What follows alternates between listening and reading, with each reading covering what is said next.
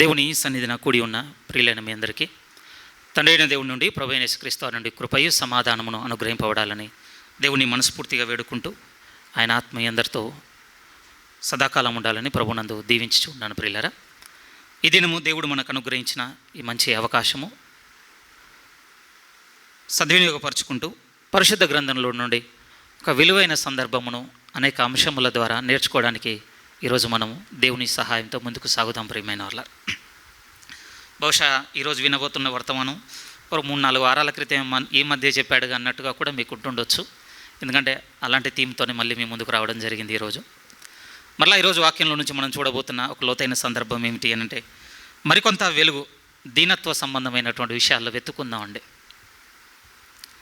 పరిశుద్ధ గ్రంథం కూడా మనతో స్థిరంగా గుర్తు చేసిన మాటలు ఎలా ఉంటాయి అని అంటే, మనం ఒక ప్రయాణంలో ఉన్నామని చెప్పింది. ప్రియమైన వాళ్ళ, మన జీవితం, మీరు యాత్రికులు, పరదేశులై ఉన్నారు. మనందరికీ తెలుసు ఆ విషయం. ఎక్కడికి సాగుతుంది మన ప్రయాణం అనంటే, పరిశుద్ధ దేవుని సన్నిధికి చేరుటకు సాగుతుంది మన ప్రయాణం.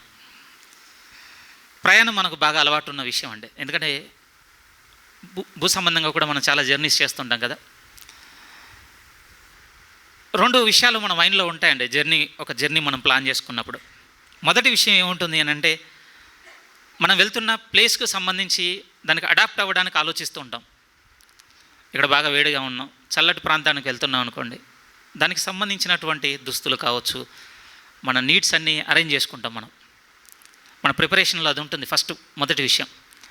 ఇక రెండో విషయం ఏముంటుంది అని అంటే, మనం డెస్టినేషన్, మనం చేరుకోవాలనుకుంటున్న చోటుకు మనం చేరుకుంటున్నప్పుడు మనం తీసుకుని వెళ్తున్నవన్నీ మనతో ఉన్నాయా లేవా అని చెక్ చేసుకోవడం కూడా ఉంటుంది. అంతే కదా, యూజువల్గా అందరం ఫేస్ చేస్తాం ఈ రెండింటిని. ఎందుకు ఈ చిన్న విషయాన్ని మీకు అర్థమైతే చెప్తున్నాను అని అంటే, దేవుని సన్నిధికి చేరుకునే ఈ జీవిత ప్రయాణంలో కూడా ఈ 2 ఆలోచనలు మనకు అవసరం. ప్రియమైన వాళ్ళారా, ఎందుకంటే ఈ ప్రకృతి సంబంధమైన జీవితమును మనం బాగా అలవాటు చేసేసుకున్నాం. ఎందుకంటే ఇక్కడ బతుకుతున్నాం కదా, ఇంకా మనం పరలోక సంబంధమైన జీవితంలోనికి ఇంకా ఎంటర్ అవ్వలేదండి. ఇప్పుడు స్పిరిచువల్గా ఫీల్ అవుతున్నాం, కానీ లిటరల్గా, ఫిజికల్గా, నిజముగా ఒకటి ఉంటుంది కదా, ఇంకా ఎంటర్ అవ్వలేదు. ప్రభు వస్తే కన్నా జరగదు మన జీవితంలో. సో అక్కడ వాతావరణం ఏంటి, అక్కడ పరిస్థితులు ఏంటి, అక్కడ నడవడిక ఏంటి, అదంతా మనకు కొత్తది. మనకి ఏది బాగా ఫెమిలియర్, వాడుక ఏది అని అంటే, ఇక్కడ బతకడం బాగా వాడుక. సో ఇప్పుడు మనందరి ఆలోచనలు ఏముండాలి అని అంటే, రేపు ప్రభు వచ్చి నన్ను తండ్రి యొద్దకు తీసుకొని వెళితే అక్కడ నేను ఏ విధంగా ఉండాలి, లేకపోతే అక్కడ ఉన్న పరిస్థితులు ఎలా ఉంటాయి, ఆలోచించే బద్దులం అండి. అది నా మాట కాదు, బైబిలే మనకు పలుమార్లు చెప్పింది కదా, మీరు పైన ఉన్న వాటినే కానీ భూ సంబంధమైనవి వెతకొద్దు అన్నాడు దేవుడు మనతో. మీరు ఆత్మానుసారంగానే నడుచుకోండి అన్నాడు. మన పౌరస్థితి పరలోకమందు ఉన్నది. ఎన్ని మాటలు చెప్పలేదు చెప్పండి దేవుడు మనతో. ఏం గుర్తు చేస్తున్నాయి ఆ మాటలన్నీ మనందరికీ అనంటే, మనం వెళ్ళబోతున్న చోటు మీద, మనం వెళ్ళబోతున్న లోకం మీద గురి మనకు కావాలి. రెండవది ఏమిటి అంటే, దాన్ని చేరుకునేటువంటి తరుణం దగ్గర అవుతుంది అన్నప్పుడు ఇక మనతో ఉన్నవి మనం చెక్ చేసుకోవాలండి. అంతే కదా, మీరు బస్సులోనో ట్రైన్లోనో జర్నీ చేశారనుకోండి, ఇక ట్రైన్ ఇంకో 5 నిమిషాలు దిగబోతాం అన్నప్పుడు ఏం చేస్తాం చెప్పండి, మనం తీసుకొచ్చుకున్న లగేజ్ అంతా మనతో ఉందో లేదో చెక్ చేసుకుంటాం, ఏది మిస్ అవ్వద్దు. ఎందుకంటే ఇది ఇక్కడ వదిలేసుకుని పోతే కుదరదు, మళ్ళీ అక్కడ ఇబ్బంది పడిపోతాను. ఒకవేళ మిస్ అయిందనుకోండి, ఆ మిస్ అయిన వస్తువు మళ్ళీ మన దగ్గరకు వచ్చేంతవరకు మళ్ళీ అక్కడ వెయిట్ చేయాల్సిన పరిస్థితి కూడా వస్తుంది. అప్పుడు అనుకుంటాం, అయ్యో ఒక్క నిమిషం కొంచెం కేర్ఫుల్గా ఉండుంటే ఒక డే అంతా వేస్ట్ కాకపోవు కదా. రైట్, బాగా వినండి ప్రియమైన వాళ్ళారా, మనం ఉండబోతున్న లోకంలో కొన్ని మనం కలిగి ఉంటేనే ఉండగలం. ఇక్కడ నుంచి మనం డిపార్ట్ అవుతున్న లోపేనండి అవి మనతో ఉన్నాయో లేవో మనం చెక్ చేసుకోవాలి. ఇందాక మీతో అన్నట్టుగా ఒక 5 నిమిషాలు నిర్లక్ష్యంగా ఉన్నందుకు ఒక డే జర్నీ వేస్ట్ అయిందని ఎట్లా ఫీల్ అవుతామో, ఆ రోజు ఎంత రిగ్రెట్ అవుతామనంటే ఒక లైఫే వేస్ట్ అయిందని రిగ్రెట్ అవుతాం. ప్రియమైన వాళ్ళారా, ఎన్నో విషయాలు ఉన్నాయి, అన్నీ ఎత్తి మాట్లాడడం ఈరోజు వీలు కాదు. కానీ ఒకటైతే చెప్పగలను, మనం వెళ్తున్న ఆ లోకంలో మనం చేరుకోబోతున్న తరుణంలో చెక్ చేసుకోనికి ఎంటర్ అవ్వాల్సింది ఏదైనా ఉంది అంటే దీనత్వం చాలా అవసరం. ప్రియమైన వాళ్ళారా, మనందరికీ తెలుసు ప్రభు మాట్లాడిన మాటే కదా, ఆత్మవిషయులై దీనులైన వారు ధన్యులు వారిదంతే. ఇంకా రెండో మార్క్ ఏం లేదండి అక్కడ. ప్రభు వచ్చి మనల్ని తీసుకొని వెళ్ళిపోయేలోపు, లేకపోతే మన జర్నీ ఫినిష్ అయ్యేలోపు నేను చెక్ చేసుకోవాల్సింది ఏదైనా ఉంది అని అంటే, నేను అక్కడ నివసించడానికి అనువైనటువంటి దీనత్వం నేను కలిగి ఉన్నానా లేదా, ఇప్పుడే సరి చేసుకోవాలండి. ఇప్పుడు వదిలేసుకున్నామా, ఇందాక మీతో అన్నట్టుగానే ఒక లైఫ్ అంతే, ఇంకా మళ్ళీ అవకాశం లేదు. సో అందుకోసం మరలా ధ్యానిస్తూ ఉన్నప్పుడు మళ్ళీ కొత్త సందర్భాల చేత మరలా మీ ముందుకు తీసుకురావాలన్న ఆలోచన. అయితే ముందు కొన్ని విషయాలు మీ ప్రస్తావన తీసుకొస్తాను ప్రియమైన వాళ్ళారా. ఒక 2 విషయాలు మనకు రిలేటబుల్వి, కొన్ని 2 విషయాలు మీకు చెప్పిన తర్వాత నిర్దిష్టంగా దాని మీదనే మనం మాట్లాడుకుందాం. ఒకసారి మీరు కొరింథీయులకు రాస్తున్న మొదటి పత్రిక 7వ అధ్యాయంలోనికి మీరు వచ్చినట్లయితే, ప్రస్తుతం లోకం వెళుతున్నటువంటి రీతిని గురించి ప్రభువు తనను నమ్మి తన విశ్వాస మార్గంలో నడుస్తున్నటువంటి తన పిల్లలతో చెప్పినటువంటి మాటలు కొన్ని చూద్దాం. మనకు అవసరం, ఈ సమయంలో మనం జ్ఞాపకం చేసుకోవాలి. మీరు ఇంటర్నేషనల్ న్యూస్ ఫాలో అవ్వమని నేను ఏమి ఇప్పుడు ఒత్తిడి చేయను, కానీ నేషనల్ న్యూస్ అన్న చూస్తున్నారా మీరు? ఈ మధ్య 2 బాగా డిస్టర్బెన్స్ థింగ్స్ జరుగుతున్నాయండి. ఒకటి పొలిటికల్గా, ఇంకోటి రిలీజియస్ వైపు నుంచి. అయ్యో, వాటిని అంటే డిగ్ చేస్తూ వెనక్కి వెళుతూ విస్తుపోతున్నాయి ఇప్పుడు ఉన్నటువంటి సమాజం. ఏంటి ఇన్ని జరుగుతాయా నేరాలు? ఇంత చేయొచ్చా మోసం? ఒకటేమో పొలిటికల్గా అంటే ఉన్న అధికారంను ఆధారం చేసుకొని జరిగిస్తున్న వాళ్ళు కొంతమంది, ఇంకోవైపు ఏంటంటే మతాన్ని ఆధారం చేసుకొని జరిగిస్తున్న వాళ్ళు కొంతమంది. ఈ 2 ఉన్నాయని లోకంలో. 3ది ఏమైనా ఉందనుకుంటున్నారు? ఇంకేం లేదండి. ఎందుకంటే ఆ లోకమును గురించి అలా జరుగుతున్నప్పుడే మనకు కొన్ని అర్థం కావాలి ప్రియమైన వాళ్ళ, మన దేవుడు మనతో చెప్పినవి. అలాంటి కొన్ని మాటలు చూద్దాం వరుసగా. ఒకసారి చూడండి, కొరింథీయులకు రాస్తున్న మొదటి పత్రిక 7వ అధ్యాయము, అపోస్తలుడైన పౌలు గారు మాట్లాడుతున్న మాట. కొరింథీయులకు రాస్తున్న మొదటి పత్రిక 7వ అధ్యాయం 29 నుంచి 30 వరకు మనం చూడగలిగితే, 29, సహోదరులారా, నేను చెప్పున్నది ఏమనగా కాలము సంకుచితమునై ఉన్నది. ఒక విధంగా శ్రింక్ అయిందన్న మాట వస్తుందండి, ఇరుకైందన్న మాట వస్తుంది, షార్ట్ అన్న మాట కూడా వస్తుంది. వాస్తవానికి దినాలు కూడా అంతే వేగంగా పోతున్నాయి కదండి. ఈ సంవత్సరంలో ఇది 8వ నెల అన్నట్టుగా ఉందో చెప్పండి. సంకుచితమైందండి సమయం. బాగా ఎలా గడిచిపోతుందో కూడా మనకు తెలియదు.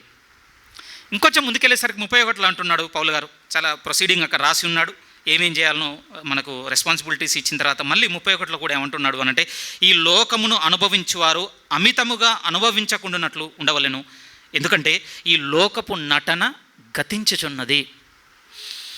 ఆత్మతో నడిపింపబడుతున్న అపోస్తలుడైన పౌలు గారి స్టేట్మెంట్ లోకం గురించి ఇలా ఉంది. ఇప్పుడు పేతురు గారి స్టేట్మెంట్ చూద్దాం. ఈ సేవకునికి ఏ విధంగా ప్రత్యక్షపరచబడింది చూడండి. పేతురు గారు రాసిన మొదటి పత్రిక 4వ అధ్యాయం. గుర్తుపెట్టుకోండి ఈ మాటలు. లోకపు నటన గతించుచున్నదని ఒక సేవకుడు మాట్లాడుతున్నాడు. ఇంకొక సేవకుడు ఏమంటున్నాడు చూడండి. పేతురు మొదటి పత్రిక 4వ అధ్యాయం 7వ వాక్యాన్ని మనం చూడగలిగితే, 7, అయితే అన్నిటికీ అంతము సమీపమై ఉన్నది, అందువలన మీరు స్వస్థ బుద్ధి గలవారే ప్రార్థనలు చేయుటకు మెలకువగా ఉండుడి.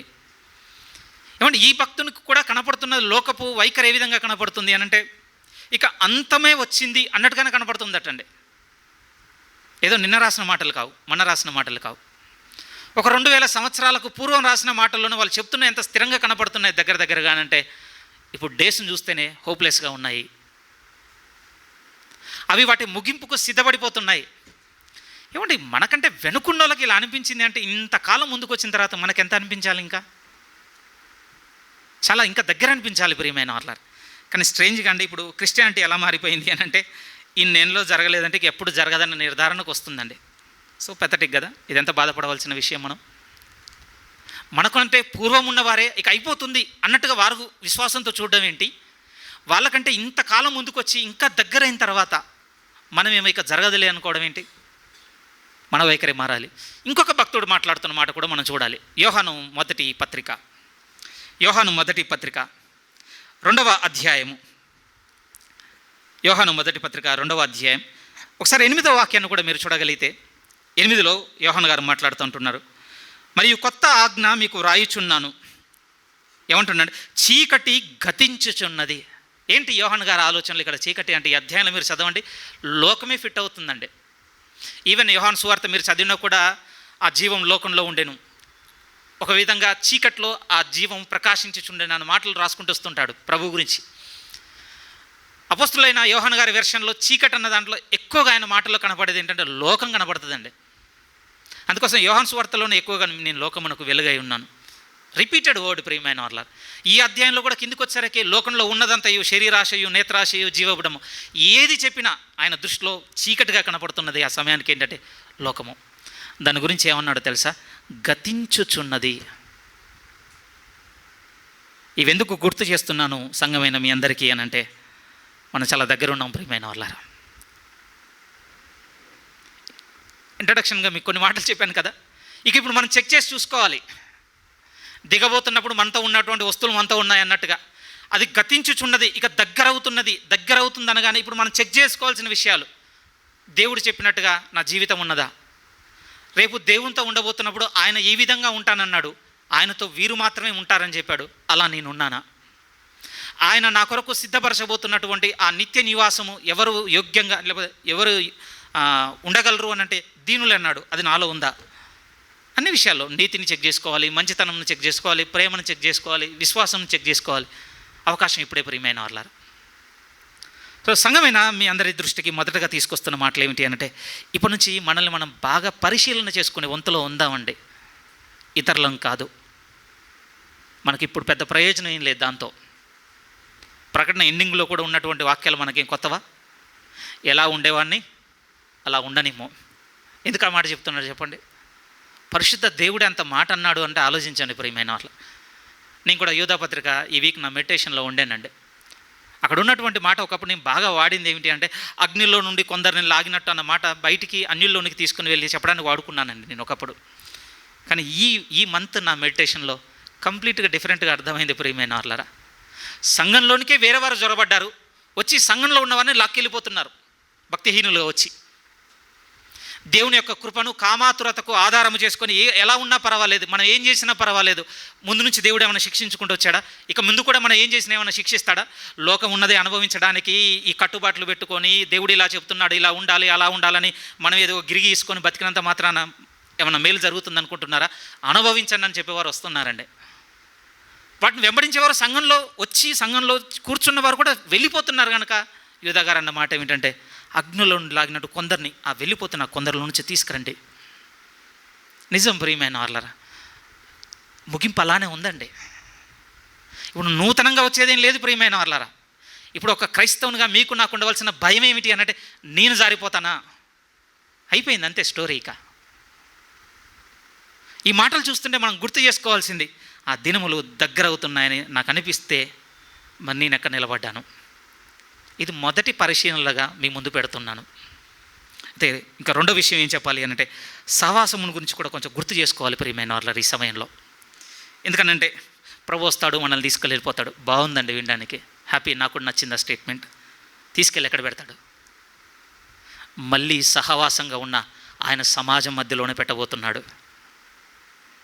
మనకు కొత్త మ్యాన్షన్ ఇచ్చి నీ నీ నీ బౌండరీలో నీ సరిహద్దులలో 100 కిలోమీటర్ల వరకు ఎవరు నిన్ను ముట్టరు, తాకరు. నీకు నచ్చింది చేయి, ఆ ఇల్లంతా నీదే, నీకు నచ్చినట్టుగా ఉండనేటట్టుగా వాతావరణంలో పెట్టబోతున్నాడు అనుకుంటున్నారా? నో. మళ్ళీ ఒక్క శరీరము, ఒక్క సంఘం కనబడబోతుంది, ఒక్క కుటుంబం కనబడబోతుంది. దేవుడు తండ్రిగా ఉండి ఆయన ఏర్పరచుకున్నటువంటి ఆయన పిల్లలు, సహోదరి సహోదరులు అందరూ ఆ కొత్త ఆకాశము కొత్త భూమిలోనికి ప్రవేశించిన జీవితం అండి అది. ఎందుకు ఆ మాట మీ ప్రస్తావన తీసుకొస్తున్నానంటే, బాగా వినండి ప్రియమైన వాళ్ళరా. ప్రభు ఎడల దీనులుగా మనం మారకుండా సహవాసంలో మనం ఉండలేమండి. ఈరోజు మన చర్చ్ లైఫ్ ఎలా ఉంది అని అంటే, ఒక విధంగా డిటాచ్మెంట్తో ఉన్నాం ప్రియమైన వాళ్ళరా. ఒక దేవుణ్ణి నమ్ముకున్నాం, ఒక గుడికి వెళ్ళాలి, ఒక సంఘం కావాలి. సరే, క్రిస్టియన్ లాంగ్వేజ్, ఒక సంఘం కావాలి, పాదిరి గారికి వందనాలు చెప్పాలి, లేకపోతే మనకిష్టమైనటువంటి 2-3 ఫ్యామిలీస్ ఉంటాయి. కొంచెం పెయిన్ఫుల్గా ఉన్నా మీరు తీసుకోవాలి, తప్పదు ఈ మాట. ఆ 2-3 ఫ్యామిలీస్కి మనం వందనాలు చెప్పాలి. ఎవ్వరు కూడా మనకున్న కంఫర్ట్ని టచ్ చేయొద్దు, మన రెస్పెక్ట్ని కొంచెం కూడా తగ్గించవద్దు. మన గౌరవాన్ని కావచ్చు, మన స్థాయిని, మన అర్హతని ఉన్నాయండి ఇవన్నీ. ఈరోజు వాటిని ఎవ్వరు తాకొద్దు అంటే నేను ఎవరిని తాకను. సో దాంట్లో ఏంటి అర్థం? ఎవరిని పలకరించాలంటే ఇప్పుడు మనం ఒక డౌన్ దిగాలి, ఒక స్టెప్. ఎవరి దగ్గరికి వెళ్ళి మన స్థాయిని, మన అర్హతను, మన గుర్తింపునంతా తగ్గించుకొని, మన విలువను తగ్గించుకొని, ఇతను క్రీస్తులో ఎన్నిక చేయబడినవాడు, క్రీస్తు రక్తంతో కడగబడి పరిశుద్ధరాలుగా చేయబడింది అని ఒక గుర్తింపు కలిగిన దీనత్వంతో వెళ్ళి పలకరించి మాట్లాడి వందనాలు చెప్పి వారిని గురించి ఆలోచనతో ఇంటికి వెళ్ళి ప్రార్థనలు ఎత్తి పట్టుకునేంత వాతావరణం ఉందనుకుంటున్నారా? లేదండి, మారిపోయాం మనం. ఇప్పుడు హై చర్చ్ లో చర్చ్ నడుస్తుందండి. ఇప్పుడు చర్చ్లో ఏ విధంగా ఉందో తెలుసా? హై చర్చ్ లో చర్చ్ అంతే.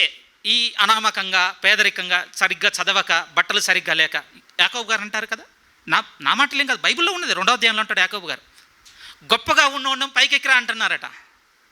పేదరికంలో, దీనత్వంలో, దరిద్రంలో ఉన్నవాడు నువ్వు అక్కడ దూరంగా కూర్చో. ఇప్పుడేం కాదండి, ఎర్లీ టైమ్స్లోనే మొదలైంది. ఇప్పుడు ఇంకెంత దూరం వచ్చి ఉంటుంది చెప్పండి, వచ్చేసింది. ఏమంటే దీనికి నేను వాతావరణాన్ని బ్లేమ్ చేయను, కానీ మన బిహేవియర్ని బ్లేమ్ చేస్తాను. ప్రియమైన వాళ్ళారా, ఈ లోపం మీలో నాలో ఎందుకు ఏర్పడుతుంది అని అంటే, మనల్ని మనం తగ్గించుకొని ప్రభు సన్నిధిలో కూర్చోకపోవుట, సంఘంగా ఉండటం లేదు. ప్రియమైన వాళ్ళారా, అందుకోసమే ఈ మాట మీ ప్రస్తావన తీసుకొని వస్తున్నాను. ఎందుకంటే రేపు మళ్ళీ ప్రభు మనల్ని కొనిపోయిన తర్వాత మనం ఉంచబోతుంది కూడా ఇలాంటి సమాజం మధ్యే. ఇలాంటి వ్యక్తిత్వాలే, ఇలాంటి అభిప్రాయాలే, ఇలాంటి ఉంటాయి. ఎందుకుండవు? మనుషులం. ఏమంటే వీటన్నిటితో ఉన్న సమాజంలో మళ్ళీ పోయి మనం ఉండాలి. ఇక్కడన్నా 3 గంటలు మేనేజ్ చేసి పోతుండొచ్చండి. పంటి బిగువన మన కోపాన్ని దాచుకొని, మన అసహ్యాన్ని దాచుకొని, వాళ్ళ మీద ఉన్నటువంటి ద్వేషాన్ని అంతా కొద్దిసేపు ఓపిక పట్టుకొని హాయ్ బాయ్ చెప్పిపోయి ఉండొచ్చు. అని పరలోకంలో ఎక్కడికి పోతాను చెప్పండి? 3 గంటలా, 6 గంటలా? ఏంటి ప్రియమైన వాళ్ళారా, మీ సహవాసం నా సహవాసం, చర్చ్తో మీ రిలేషన్ నా రిలేషన్ ఏంటి? ప్లీజ్ పర్సనల్గా తీసుకోండి దీన్ని. ఎందుకంటే రేపు ఇటర్నిటీ బౌండ్ అయింది దాంతో. ఈ సహవాసంతో రేపు నిత్యత్వం మనం ముడిపడి ఉన్నాం ప్రియమైన వాళ్ళారా. లేదు నాకు ఎలోన్, నాకు ఒక్కనికి ఒక మ్యాన్షన్ ఉంటుంది, ఎందుకంటే నేను పెట్టిన ఇన్వెస్ట్మెంట్ ఎంత, దేవుని కొరకు నేను చేసిన గొప్ప కార్యాలు ఎంత. I agree and I appreciate you. మంచివే చేసి ఉన్నాను, నేను కాదనటం లేదు. మీరు సత్కరించి ఉన్నారు, గణపరిచి ఉన్నారు, సేవకులను ఆదుకొని ఉన్నారు, వండర్ఫుల్, అన్నీ జరిగాయి. కానీ బాగా వినండి ప్రియమైన వాళ్ళారా, మీరు ఆదుకున్న వారే రేపు మీతో నిత్యత్వం ఉంటారని నేను చెప్పనండి. బైబిల్ కూడా ఎక్కడ చెప్పలేదు. ఆయనను ప్రేమించిన వారు ఉండబోతున్న లోకం అది. వారితో నేను కూడా ఉండాలి ప్రియమైన వాళ్ళారా. మనల్ని మనం తగ్గించుకోకుండా, మనల్ని మనము అంటే గల్తీలో కూడా ఒక మాట ఉంటుందండి, అదొకసారి చదువుతాను ప్లీజ్ రండి. గల్తీలకు రాసిన పత్రిక 6వ అధ్యాయంలోనికి వస్తే, యూజువల్గా ఎప్పుడు మీకు రోమా 12:3 చూపిస్తుంటాను. ఎవడు కూడా తాను ఎంచుకున్న దానికంటే ఎక్కువగా ఎంచుకోవద్దన్నమాట, రోమాలో ఉంటుంది. ఈరోజు గల్తీది కూడా నోటీస్ చేద్దాం. గల్తీలకు రాసిన పత్రిక 6వ అధ్యాయం 3వ వాక్యాన్ని కూడా చూడండి. 3వ వాక్యం 3-4. గల్తీలకు రాసిన పత్రిక 6వ అధ్యాయం 3-4. ఎవడైనను ఒట్టివాడై ఉండి తాను ఎన్నికైన వాడనని ఎంచుకొనిన ఎడల తన్ను తానే మోసపరుచుకొనును.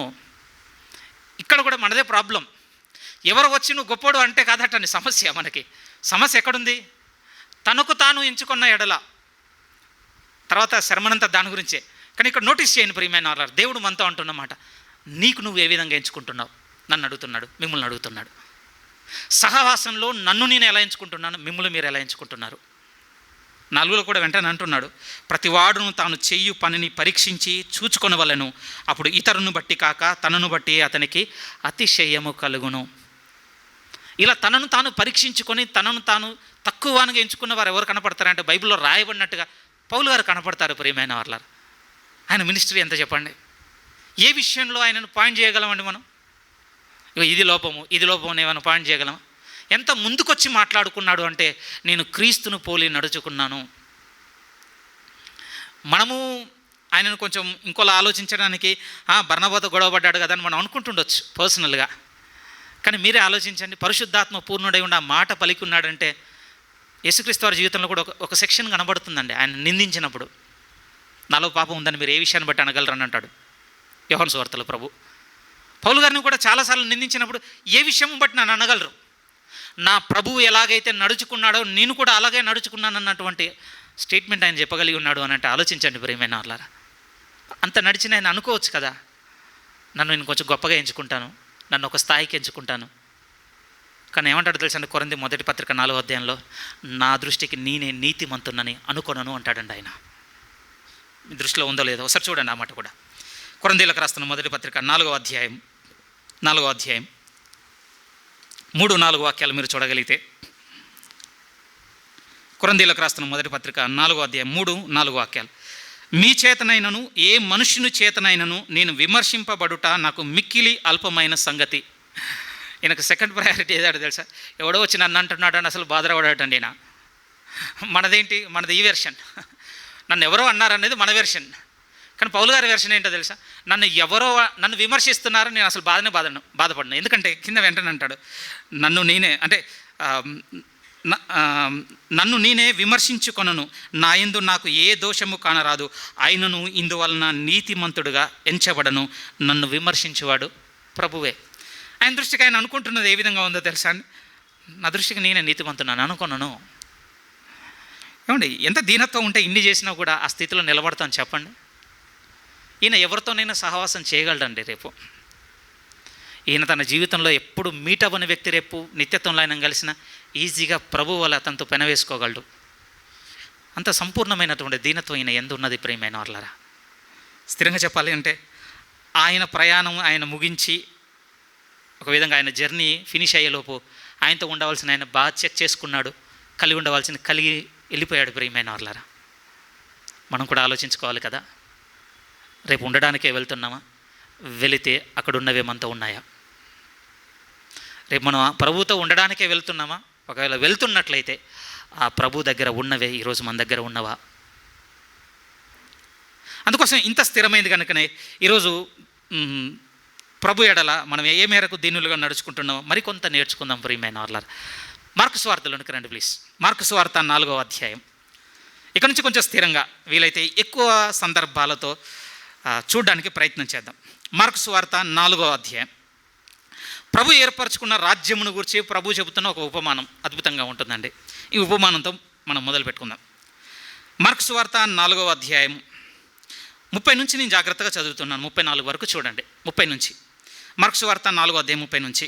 మరియు ఆయన ఇట్లా, నేను దేవుని రాజ్యమును ఎట్లు పోల్చేదను, ఏ ఉపమానముతో దాన్ని ఉపమించేదను. అది ఆవగింజను పోలి ఉన్నది. ఆవగింజ భూమిలో విత్తబడినప్పుడు భూమి మీద ఉన్న విత్తనముల కంటే చిన్నదే కానీ విత్తబడిన తర్వాత అది మొలిచి ఎదిగి కూర మొక్కలన్నింటికంటే పెద్దదై గొప్ప కొమ్మలు వేయును గనుక ఆకాశ పక్షులు దాని నీడను నివసింపగలవనెను. వారికి వినుటకు శక్తి కలిగిన కొలది ఇలాంటివి అనేక ఉపమానములు చెప్పి ఆయన వారికి వాక్యమును బోధించెను. అయితే ఉపమానం లేక వారికి ఏది బోధపడలేదు, కానీ ఒంటరిగా ఉన్నప్పుడు తన శిష్యులు అన్నింటినీ విధంగా విషదపరిచెను.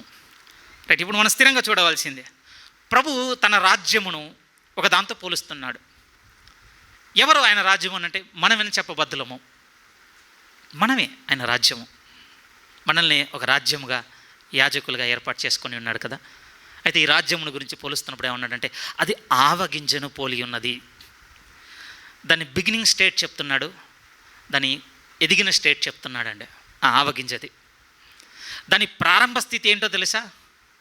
అన్ని గింజల కంటే ఇదే చిన్నది, ఇదే చిన్నది, స్మాల్, చిన్నది, బాగా బాగా అది మన మైండ్లో ఉండాలి, చిన్నది. కానీ అది భూమిలో విత్తిన తర్వాత అది చచ్చి మొలిచి పెద్దదైన తర్వాత ఇక వేరు తన్నుకుంది, మొక్కైంది, కొమ్మలు పెద్దగా వచ్చిన తర్వాత అది ఏ విధంగా విస్తరించిపోయిందట అంటే అన్ని మొక్కల కంటే అదే పెద్దదైపోయిందట అండి. మొక్క గురించి ఏం చెప్పడం లేదు, బాటిని అంతకన్నా కాదు ప్రియమైన వాళ్ళారా, మన గురించే. ఈరోజు ఇక్కడున్న మనందరికీ అర్థం కావాల్సిన విషయం ఇందులో ఉన్నది. ఏమర్థం కావాలి అని అంటే ప్రభు అంటున్నాడు ఆయన రాజ్యము ఆవగింజను పోలి ఉన్నది. అది చిన్నగా ఉన్నది, ప్రభు చేతిలో పడిన తర్వాత ఎంత పెద్దదిగా చేశాడట అంటే అన్నిటికంటే అదే పెద్దదైంది. ఈరోజు మీ ప్రస్తావనకు నా ప్రస్తావన కూడా ఈ విషయం రావాలి ప్రియమైన వాళ్ళారా. దేవుని దృష్టికి చిన్నగానే ఉన్నామా? చిన్నగా ఉంటేనే ఆపర్చునిటీస్ ఎక్కువ అండి మనకి. చిన్నగా ఉంటేనే బహుశా వేరేలా బాగా మనం దాన్ని అలవాటు పడి ఉండొచ్చు.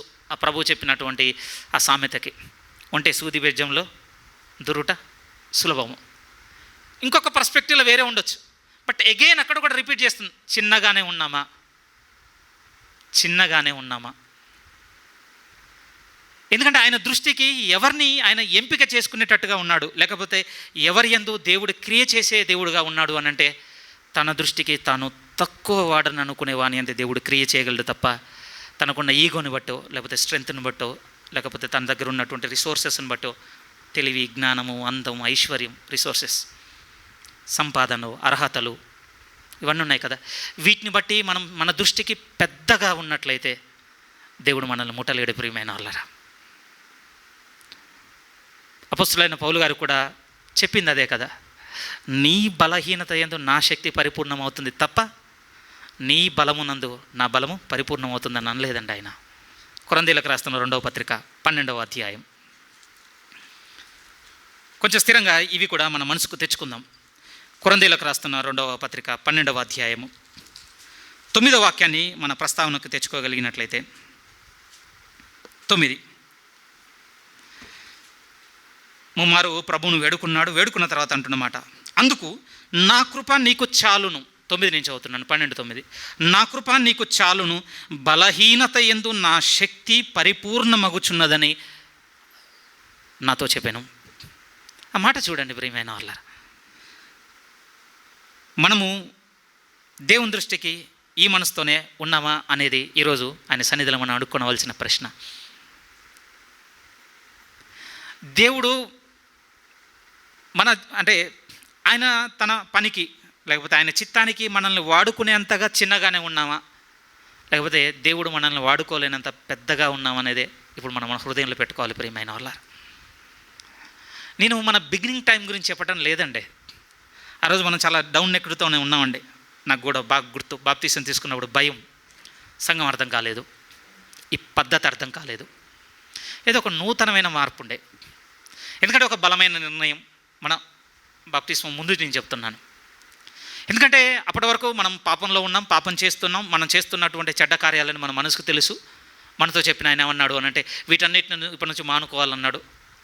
పెద్ద స్ట్రగుల్ ఉండే. ఆల్ ఆఫ్ సడన్ ఎట్లా ఆగిపోతాయి ఇవన్నీ. సో అప్పుడు మీరు నేను తీసుకున్న ఒక మంచి స్టెప్ ఏమిటంటే భయంతోనే చాలా వాటి దూరం పెట్టామండి. అప్పుడు కొత్త వాతావరణం కదా ఇది మనకి. 5 ఏళ్ళైంది, 10 ఏళ్ళైంది, చర్చ్ బాగా అలవాటు అయిపోయిందండి మనకి. పాస్ట్ కూడా బాగా అలవాటు అయిపోయాడు. బైబిల్ కూడా మనకి ఎంత రఫ్ బుక్ అయిపోయింది, సింపుల్ వర్డ్. అలాంటి వాతావరణం వచ్చేసింది ఇప్పుడు. బాగా చేతిలో ఆడుతున్న పుస్తకం అయిపోయింది. సేవకులు, ప్రసంగాలు, వాతావరణం అంతా అడాప్ట్ చేసుకున్నాం ప్రియమైన వాళ్ళారా. ఇప్పుడు మీరు చెప్పండి, మీరు ఆలోచించుకొని చూద్దాం. ఇప్పుడు ఆ మనసే ఉందా? ఆ మనసే ఉందా? అంటే మీరు తప్పు చేసినప్పుడు ఉన్న మీ గిల్ట్ గురించి ఏం మాట్లాడటం లేదండి. నేను మాట్లాడుతున్నది ఏమిటి అని అంటే ఆ గిల్ట్ను ఓవర్కమ్ చేసి ఒక విధంగా అదిమి పట్టి బయటకు వచ్చి ఒక బిహేవియర్ని చూసారా మన దగ్గర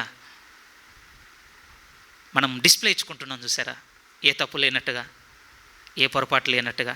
అదొక వైపు. ఇంకో వైపు ఏంటి అంటే నా అర్హతలు, నా స్థాయి, నా సంపాదన, నా తెలివి, నా స్థితి, నా బలము, నా సామర్థ్యం, మనం సాగుతున్న వైఖరి. ఇప్పుడు చెక్ చేసుకుందాం. ఆ టైం దొద్దు. ఆ టైంలో అందరం ఓకే అనిపిస్తుంది. ఇప్పుడు చెక్ చేసుకుంటే చిన్నగానే ఉన్నామా ఇంకా దేవుని దృష్టికి? ఎందుకంటే చాలా కాంటెక్స్లో ఈరోజు సాధ్యమైతే ఫ్లోలో వెళ్ళిపోతాం ప్రియమైన వాళ్ళారు. చాలా చూడడానికి ప్రయత్నం చేద్దామండి. ఎన్నో సందర్భాలు బైబిల్లో నుంచి చూస్తున్నప్పుడు ఎన్ని కనపడుతుంటాయంటే ఈవెన్ ఒక సందర్భం కూడా ప్రభు సూచన క్రియలు జరిగిస్తున్నప్పుడు కూడా ఎలా జరుగుతుంది అని అంటే చాలామందిని అరణ్యంలోనికి తీసుకెళ్తాడు. అప్పటికి 3 days టీచింగ్ అయిపోతుంది, ఫుడ్ అయిపోతుంది. వారందరినీ ఇక భోజనానికి పంపించని శిష్యులు రిక్వెస్ట్ చేస్తారు. మోస్ట్ ఛాలెంజింగ్ పీపుల్ అండి వాళ్ళు. ఎందుకంటే 3 రోజుల నుంచి ఫుడ్ పెట్టకపోయినా కూర్చొని వినడం ఏంటి అసలు? మాకు భోజనం కావాలని వచ్చిన ప్రజలు కాదండి అడిగింది. ఎవరొచ్చి ప్రభుతో చెప్తారో తెలుసా? శిష్యులు వచ్చి చెప్తారు, ఇప్పుడు వీళ్ళకి భోజనం పెట్టాలి. ఇక ఏం ఆసక్తి, అసలు ఎంత కనెక్ట్ అయి ఉండొచ్చు, అసలు అక్కడ జరుగుతుంది ఏంటో అది కొంచెం మనకు మిస్టరీయే. ఒక విధంగా ఒక పెద్ద హీలింగ్ క్రూసేడ్ నడుస్తుందండి ఆ 3 daysలో. జరిగింది అదే. అక్కడ పబ్లిక్ కూడా చాలా అక్కడ కనెక్ట్ అయిపోయారు, ఉన్నారు. ప్రభుకి వచ్చి వాళ్ళు చెప్పారు శిష్యులు, ప్రభు మరి వాళ్ళు భోజనం పెట్టాలి, మరి వాళ్ళని పంపించేయండి. ఎక్కడికి పంపగలం? అరణ్యంలో ఉన్నారు, అయితే మీరే ప్రొవైడ్ చేయండి. ఏమని ప్రొవైడ్ చేయగలం? ఇంచుమించు 200 రూపాయలు, 200 దేనారంలో ఐ థింక్ సంథింగ్. ఒక విధంగా ఆ టైంలో క్యాలిక్యులేట్ చేస్తే ఒక సంవత్సరం శాలరీ అట్టండి ఒక వ్యక్తిది. అంత ఎక్కడి నుంచి తీయగలం ఇప్పుడు సడన్గా? ఆశ్చర్యకరంగా అండి. అన్ని సువార్తలో డాక్యుమెంట్ అయింది. కాకపోతే ఎక్కడి నుంచి ప్రభు ఆ సోర్స్ని పిక్ చేసుకొని అంతమందికి ఫీడ్ చేశాడు అనేది ఒక యోహాన్ గారే రాశారు. మీరు మత్తయి, మార్కు, లూకా, యోహాను సువార్త అన్నింటిలో చూడొచ్చు. కానీ ఒక యోహాన్ గారు మాత్రమే ఒక్క పిల్లవాని యొద్ద 2 రొట్టెలను 5 చేపలను ఉన్నవి. అంతకుముందు కూడా ఇంకొకటి రిపీట్ అవుతుందండి. ఇంకోటి కూడా 4,000 మందిని స్వస్థపరిచిందో, ఒకటి 5,000 మందిని స్వస్థపరి 2 కాంటెక్స్ట్ కదా. ఇంకో కాంటెక్స్ట్లో ఎలా ఉంటుందో తెలుసా? ప్రభు అంతమందికి ఫీడ్ చేయగానే మిగిలిపోయినవన్నీ ఏం చేశారట? 12 గంపలు ఎత్తిరి. గంపలు అనగానే బాగా వినండి ప్రియమైన వాళ్ళ, నేను కూడా ఏమనుకున్నానంటే మామూలుగా ఇంట్లో లగేజ్కున్న గంపలు అనుకున్నాను. కానీ ఒక సేవకుడు చెప్పినప్పుడు చాలా కనెక్ట్ అయ్యానండి. ఆ టైమ్స్లో లిటరల్గా పెద్దవారు ఫుడ్ క్యారీ చేసేటువంటి లంచ్ బాక్స్ సెట్ అండి ఆ టైంలో గంపలు. అంటే మీరు ఇమాజిన్ చేయకండి ఇంత, మన గూగుల్ ఇమేజ్లో చూసి, ఓకేనా? మీరే ఆలోచించండి, ఎందుకున్నాయి వాళ్ళతో గంపలు. కొంతమంది పెద్దవాళ్ళు లిటరల్గా ఇంకా ఆ సేవకుడు ఏమన్నాడంటే, ఈ 12 మంది అపోస్తలు లంచ్ తెచ్చుకున్నారన్నాడండి ఆయన. నాకు కూడా కొంచెం వరకు రిలేటబుల్గా అనిపించింది, అది నిజమే. ఏమంటే పెద్దోళ్ళ దగ్గర ఫుడ్ లేదు, అందుకని చిన్నోడిని పిక్ చేసుకున్నాడని కాదు ప్రియమైన వాళ్ళ. ప్రభువుతో ఆ టైంలో క్యారీ అవుతున్న దానిలో కొంతమంది దగ్గర ఫుడ్ క్యారీ చేసేటువంటి నేచర్ ఉంది. కానీ అంతమందిలో సరే అనుకుందాం, జస్ట్ నా ఇమాజినేషన్, ఆ రోజు చాలామంది దగ్గర ఉన్నా కూడా ప్రభు పిక్ చేసుకుంది ఎవరిని అంటే ఒక స్మాల్ ల్యాడ్, చిన్న పిల్లాడి దగ్గరది. ఐ థింక్ యోహాను సువార్త మీరు చూడగలిగితే 6వ అధ్యాయం, యోహాను సువార్త 6వ అధ్యాయం. నోటీస్ చేద్దాం ప్రియమైన వాళ్ళ, చిన్న చిన్న విషయాలే కానీ చాలా పెద్ద ఆత్మీయ పాఠానికి ఇది ముడిపడి ఉన్న సందర్భాలు ప్రియమైన వాళ్ళ. యోహాను సువార్త 6వ అధ్యాయం 9 నుంచి జాగ్రత్తగా మీరు చూడగలిగితే, 8 నుంచి అవుతున్నాను. ఆయన శిష్యులలో ఒకడు, యోహాను సువార్త 6వ అధ్యాయం 8, ఆయన శిష్యులలో ఒకడు అనగా సీమోను పేతురు సహోదరుడైన ఆంద్రేయ ఇక్కడ ఉన్న ఒక చిన్నవాని యొద్ద 5 యవల రొట్టెలను 2 చిన్న చేపలు, నేను రివర్స్ చెప్పినాను, 5 చిన్న యవల రొట్టెలను 2 చిన్న చేపలు ఉన్నవి, కానీ ఇంతమందికి ఇవి ఏమాత్రమవునని ఆయనతో అనగా యేసు జనులను కూర్చుండబెట్టడని చెప్పాను. ఆ చోట చాలా పచ్చిక ఉండెను గనుక లెక్కకు ఇంచుమించు 5,000 మంది పురుషులు కూర్చుండ్రి.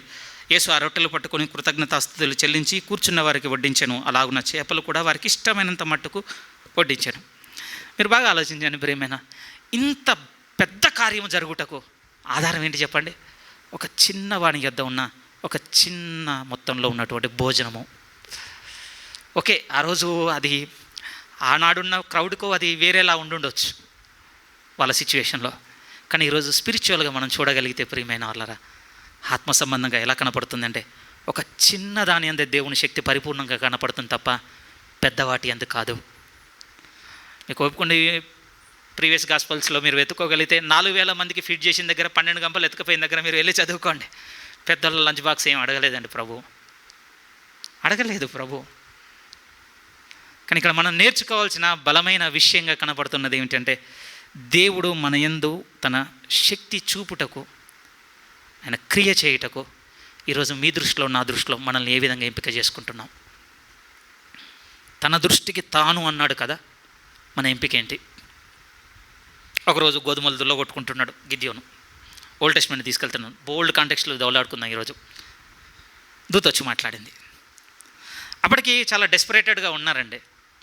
అంతకుముందు ఉన్నటువంటి దేవుని చేత నడిపింపబడినటువంటి సేవకుడు మరణించాడు. మళ్ళీ వెంటనే ఇశ్రాయేలు దేవునికి విరోధంగా పాపంలోనికి వెళ్ళిపోగానే చెరలోనికి వెళ్ళిపోయారు. సఫరింగ్ ఎక్కువైపోయింది. పెద్దగా గుర్తింపు కలిగిన వాతావరణం ఏం లేదండి ఇశ్రాయేళ్ళకి. దూత వచ్చి గిద్యోనుతో మాట్లాడగానే ఆ పలకరింపు కూడా పరాక్రమం కలిగిన బలాఢ్యుడు అనగానే ఒకసారి మీరు ఆలోచించండి, ఇలా వెతుక్కొని ఉండొచ్చు పాపం గిద్యోను. ఆయన వాతావరణం ఎవరినో పిలుస్తున్నా ఏంటి ఇప్పుడు? నిజంగా మీరు ఆలోచించండి. మన ఆరాటం ఎలా ఉంటుందో తెలుసా? వెనక నుంచి ఈ పనికి చూజ్ చేసుకుంటే నన్నే చూజ్ చేసుకోవాలి. పరాక్రమం కలిగిన బలాఢ్యుడు కాకపోయినా మనల్ని మనం ఊహించుకుంటుంటాం వెనక నుంచి కొంచెం హార్ష్గా ఉన్నా మన నేచర్ అదే ప్రియమైన వాళ్ళారు. ఒప్పుకోవద్దా దేవుని యొద్ద? సరే, మిమ్మల్ని కంపెల్ చేయను, కానీ నాది బాగుండేనండి. కరోనా ముందంతా సంఘమును ఇంత సీరియస్గా నేను నేర్చుకున్నది కాదు, ప్రభు చేత బోధింపబడింది అంతకన్నా కాదు. ఆ తర్వాత కరోనా అయిపోయిన తర్వాత స్టిల్ నన్ను హాంట్ చేస్తూ ఉంటుంది ప్రియమైన వాళ్ళ. పురుషుల సహవాసం అంతటితో ప్రభు సమాజంలో కూడుకున్న తర్వాత ఎందుకు ఆ 3-4 రోజుల బిహేవియర్ అండి నాకు బాగా ఎక్స్పోజ్ చేసిందండి. ఎందుకంటే చర్చ్కి అడాప్ట్ అయ్యే నేచర్ నాకు లేదని తెలిసిపోయింది. అయ్యో మాకు ఇన్ని రోజులు బోధించావు కదా అంటే థియరీ పట్టుకొని వచ్చాను, ప్రాక్టికల్ ఆ రోజే నాకు తెలిసిందండి. అయ్యో నేను ఇంత భయంకరంగా ఉన్నానా? ఎందుకంటే మనల్ని మనము అంటే ఎంచుకున్న దానికంటే ఎక్కువగా ఊహించుకునే దశకి వెళ్ళిపోయామండి ఈరోజు. ఒక మాట చెప్తాను ప్రియమైన వాళ్ళారా, బాగా గుర్తుపెట్టుకోండి, మన భౌతిక వనరులతో దేవుని యొక్క వనరులను మనం కలిగి ఉండలేమండి ఎప్పటికీ. సరిగ్గా నాకు దాన్ని మీకు కన్వే చేయడం రాలేదట్టుంది. మనం భౌతికంగా కలిగి ఉన్న వాటితో దేవుని మనం సంపూర్తి చేయగలం కానీ, లేకపోతే దేవుని మనం చేయగలమని కానీ మనం అనుకోవడానికి అసలు వీళ్ళేనే లేదు ప్రియమైన వాళ్ళ. ఫిట్ అవ్వండి ఆ రెండు. పిలవగానే ఒక విధంగా షాక్, నన్ను పిలిచావా? అనుమానం కూడా ఉందండి ఆయనకి. ఎందుకంటే ఈ సమాజమును విడిపించడానికి నువ్వు నన్ను చూజ్ చేసుకున్నావా? నేను న్యాయాధిపతులు 6-7 అధ్యాయాల్లో గిద్యోను గారి యొక్క అటిట్యూడ్ మీతో చెప్తున్నాను. ఏమంటే ఆ సంభాషణలో గిద్యోను ఎలా కనపడుతుంటాడో తెలుసా? ఏదో గొప్పలా కనపడ్డు ప్రియమైన వాళ్ళారా, తనను తాను ఎన్నిక లేనుగా. అసలు ఒక మాట చూడండి, అసలు ఆయన నోటి మాటలను మీరు చూడగలిగితే, తన గురించి తన ఫ్యామిలీ గురించి మాట్లాడుతున్న దూతతో ఆయన అంటున్న మాటలు మనం చూడగలిగితే, అరే ఈయన ఇంత డిస్పైజ్ చేసుకున్నాడా, ఇంత తృణీకరించుకున్నాడని మనం నోటి చేయగలుగుతాం. న్యాయాధిపతులు 6వ అధ్యాయము, న్యాయాధిపతుల గ్రంథము 6వ అధ్యాయము 11 నుంచి జాగ్రత్తగా మనం చూడగలిగితే, 11 ముందు చదువుదాం. యెహోవా దూత వచ్చి అబీయోజ్రీయుడైన యోహాషునకు కలిగిన ఓఫ్రాలోని మస్తకి వృక్షం కింద కూర్చొని ఉండను. యోవాషు కుమారుడైన గిద్యోను, న్యాయాధిపతులు 6వ అధ్యాయము 12 నుంచి నేను చదువుతున్నాను.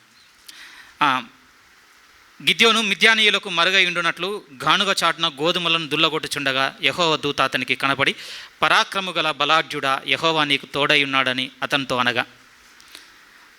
అప్పుడు 15 మీరు చూడగలిగితే, అతడు చిత్తము నా ఏలినవాడా, దేని సహాయం చేత నేను ఇశ్రాయేలును రక్షింపగలను, నా కుటుంబము మనుష్య గోత్రములలో ఎన్నిక లేనిదే. తను తాను ఏ విధంగా ఆలోచిస్తున్నాడో మీరు చూడండి.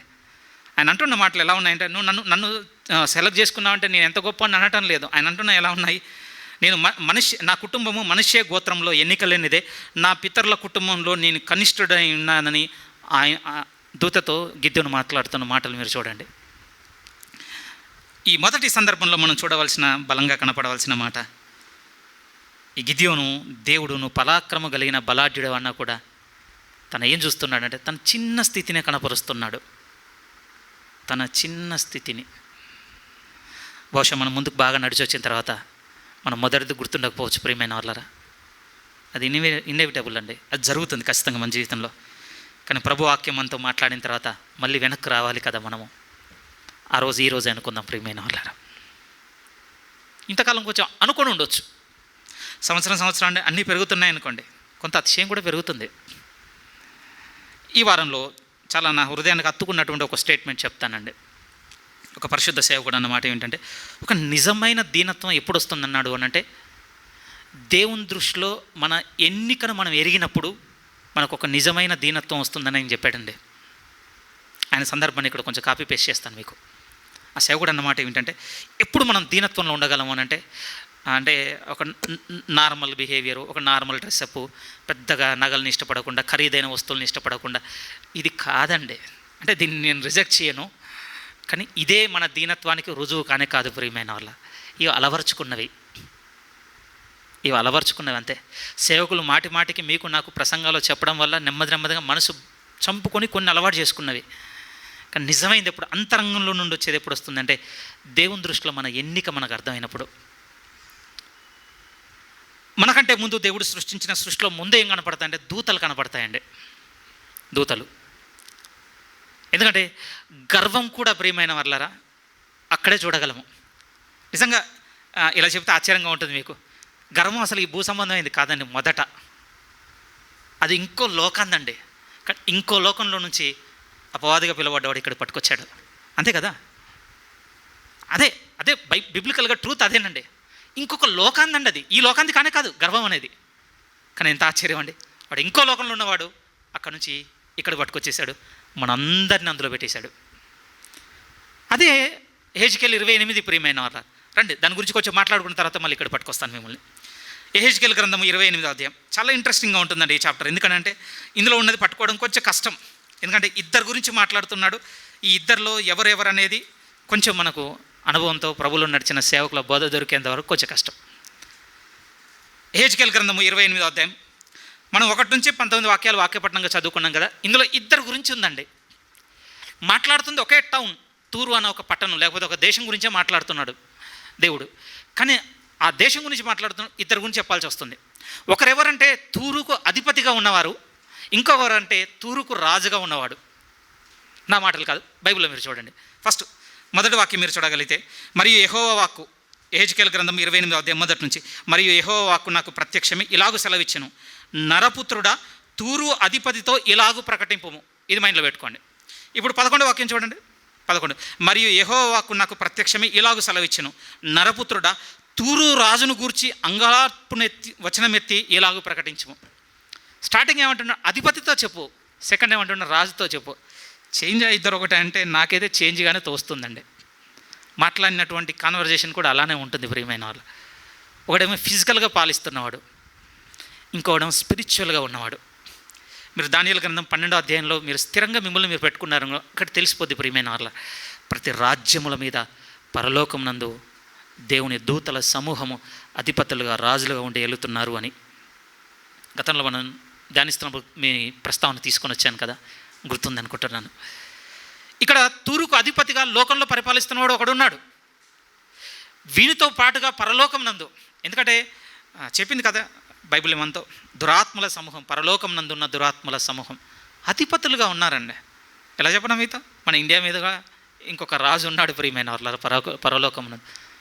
తండ్రి అయిన దేవుని గురించి కాదు నేను మాట్లాడు, దేవుని చేత ఈ రాజ్యం మీద నియమింపబడి మనల్ని ఏలుటకు నియమించిన పరిశుద్ధల దూతల సమూహం ఉంది మన మీద, ప్రతి దేశం మీద ఉన్నదండి బిబిలికల్గా.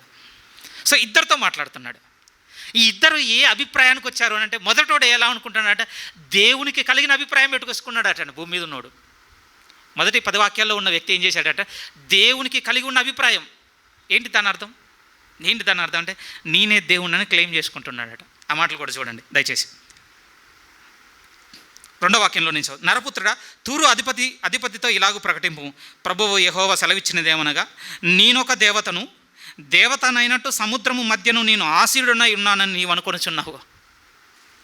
నీవు దేవుడవు కాక మానవుడవై ఉండి దేవునికి తగినంత అభిప్రాయము కలిగి ఉన్నావు. వీడు ఫిజికల్గా ఉన్నాడు. ఎందుకు ఆ మాట, నువ్వు మానవుడవై ఉండి. వీళ్ళ ఆలోచన ఏంటి, మానవుడిగా ఉండి దేవునిగా ప్రకటించుకుంటున్నాడు. దేవునికి కలిగినంత అభిప్రాయంతో నువ్వు ఉన్నావు.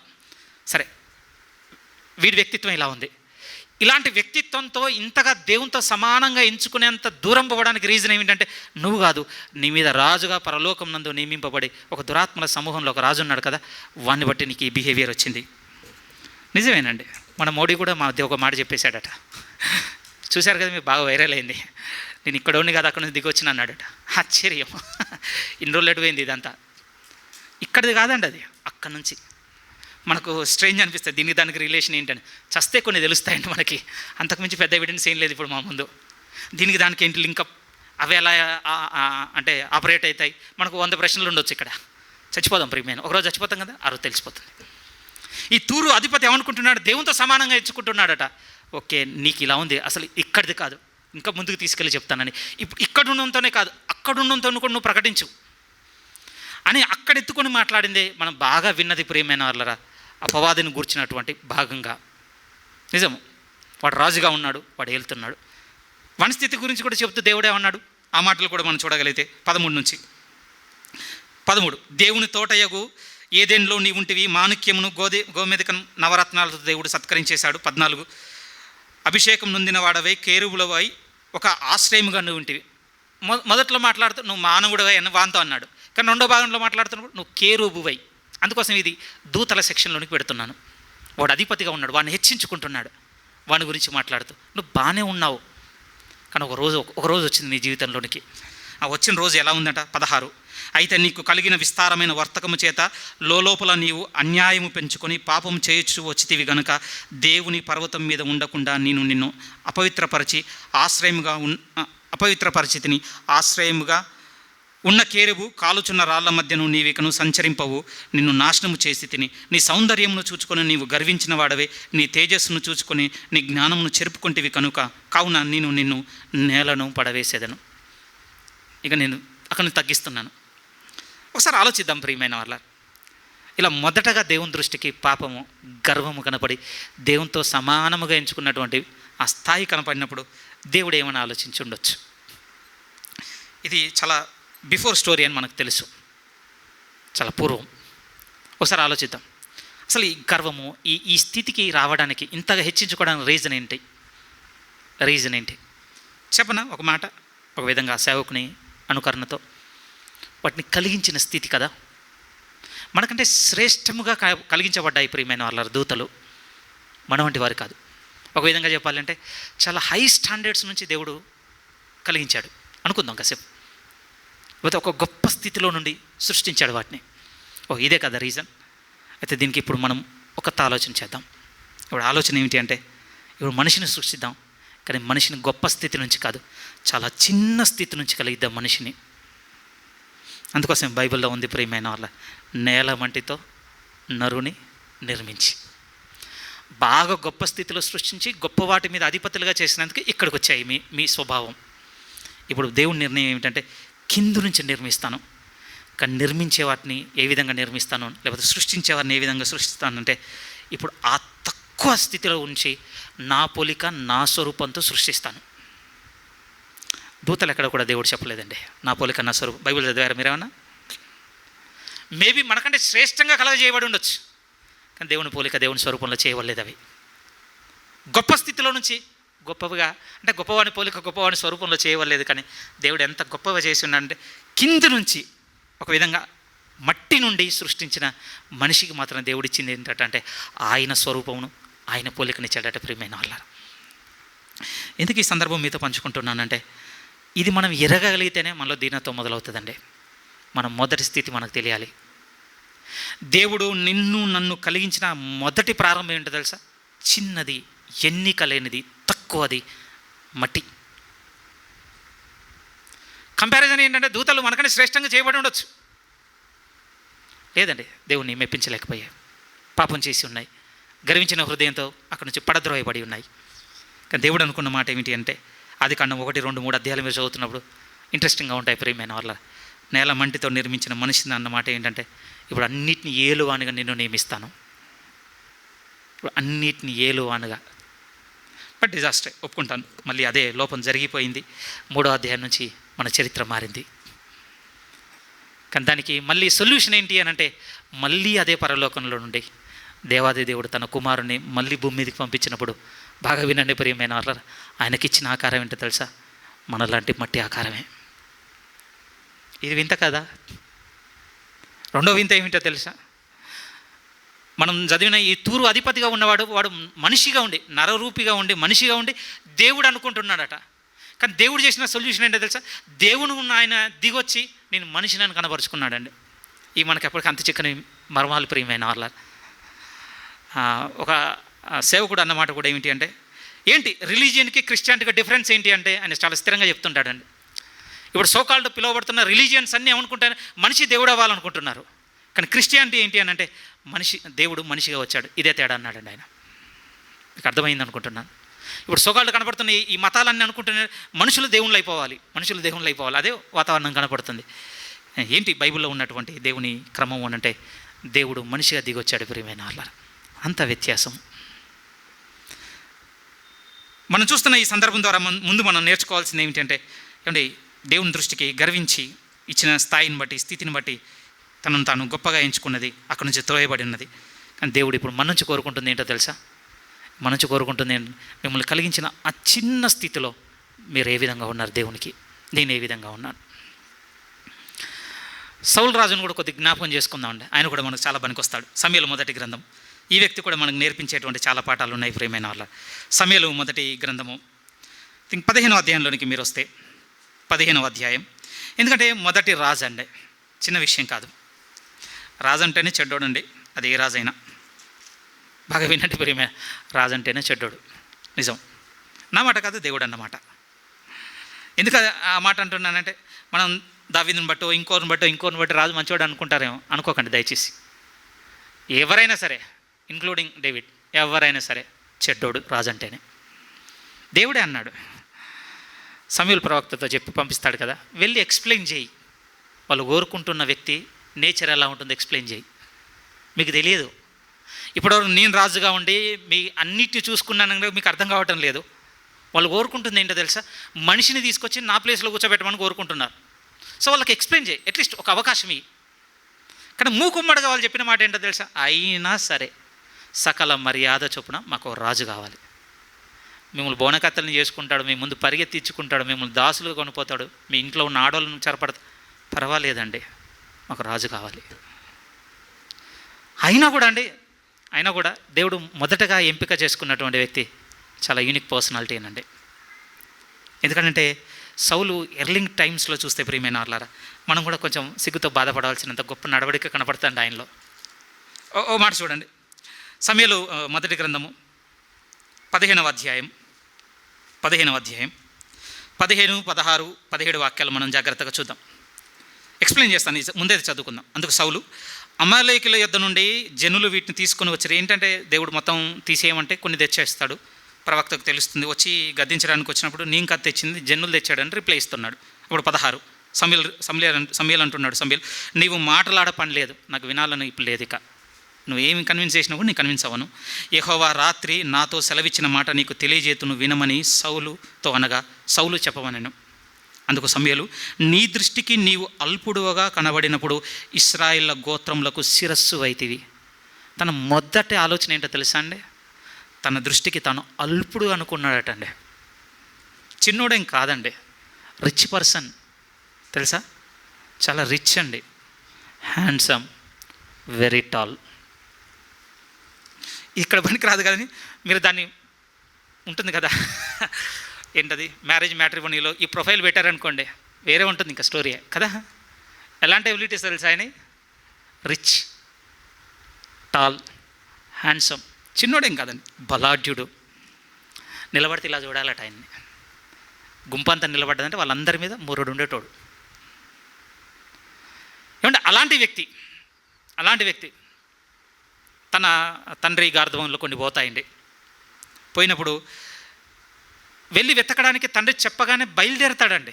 నాకు అది చాలా గొప్పగా అనిపించింది. పనులు బోల్డ్ ఎంతమంది ఉన్నారు, నేనేం పోతానని ఇంట్లో సోఫాలు కూర్చొని అనొచ్చుగా. ఎందుకు ఆ మాట అంటున్నాను? ఈరోజు మన ఇంట్లో వాతావరణం అదే ఉందండి. అప్పుడప్పుడు బాధ అవుతుంది అనిపిస్తుంది. ప్రియమైన వాళ్ళు, ఎదిగి పెద్దవాళ్ళంగా మనం ఉన్న కూడా, యూత్ గురించి కూడా చెప్తున్నమాట ఇది, పెద్దవాళ్ళంగా మనం ఉన్న తర్వాత కూడా ఇంట్లో ఇంకా కొన్ని మన నాన్న మన అమ్మో చేసుకోవాల్సి వస్తుంది అంటే మనం దౌర్భాగ్యులమే దేవుని వైపు నుంచి. సౌలు అదే నేర్పిస్తాడు. నాకేం పని నాన్న, బోల్డ్ అంత పన్నోళ్ళు ఉన్నారు, వాని పిలిచి వాని చెప్పు, వీని పిలిచి వీని చెప్పొచ్చు అనలేదండి. పన్నోడితో కలిసి బయలుదేరిపోయాడు. అక్కడెక్కడ ఉన్నాయట, పోయి అరగంటలో తీసుకొచ్చాడు అనుకుంటున్నారా? డేస్ టుగెదర్ జర్నీ, వాకింగ్ పోయాడు. దొరకలేదు, ఎంత తిరిగినా దొరకలేదు. ఇక ఒక ఆలోచన వచ్చేసింది, లాభం లేదు, ఈ గాడిదల సంగతి ఏమో కానీ నా తండ్రి నా గురించి ఇప్పుడు చింతిస్తుంటాడు, ఇంటికి వెళ్దాం పని ఉందో చెప్పగానే అప్పుడు పన్నోడు ఒక మాట అంటాడు, ఇంత దూరం వచ్చాం కదా, నా దగ్గర ఒక చిన్న సలహా ఉంది. నాకు మనం వెళ్తున్న ఈ ప్లేస్ నుంచి కొంచెం దూరం వెళ్ళగానే ఒక గ్రామం వస్తుంది. ఆ గ్రామంలో ఒక ప్రవక్త ఉన్నాడు, ఆయనకు దీర్ఘదర్శన్ పేరు, ఆయన చెప్తాడని నాకు నమ్మకం ఉంది. పోయి ఒకసారి ఎంక్వైరీ చేద్దాం. సీరియస్గా చూసి, పనిలో లాగుండు, బాజు చెప్తావా అన్నాడా? లేదండి. అప్పుడు ఏం ఆలోచిస్తాడో తెలుసా? వెళ్ళి అడుగుదాం. సరే మరి ఇవ్వడానికి ఏం లేదుగా మన దగ్గర, అంత ఖర్చు అయిపోయింది ఈ జర్నీలో. మీరు ఒకసారి రిమైండ్ చేసుకుంటున్నారా ఆయన బిహేవియర్ని? నేను పలానా గోత్రంలో మాది గొప్పది, బెన్యామీన్ గోత్రంలో మేము ఆఖరి ఉన్నా కానీ మేమే ధనవంతులు, నేను ఆర్డర్ ఇస్తే నువ్వు చెప్పాలి, అసలు ప్రవక్తలు ఎవరు, ఇశ్రాయేల్ కోసం దేవుడు ఏర్పాటు చేసుకున్న, ఎంతేం మాట్లాడలేదండి. ప్రవక్త దగ్గరికి వెళ్తే ఏదైనా ఇవ్వడానికి మన దగ్గర ఏమైనా బహుమతి ఉందా? నా దగ్గర అయిపోయింది. వెంటనే పన్నోడు, నా దగ్గర కొంచెం వెండి ఉంది. మీరు ఆలోచించి, పన్నోడి దగ్గర తీసుకునే మనసు ఉండాలండి, ఎంత డౌన్ టు ఎర్త్ ఉండాలండి బాస్. వెళ్ళారండి, వెళ్ళగానే కంప్లీట్ చేంజ్.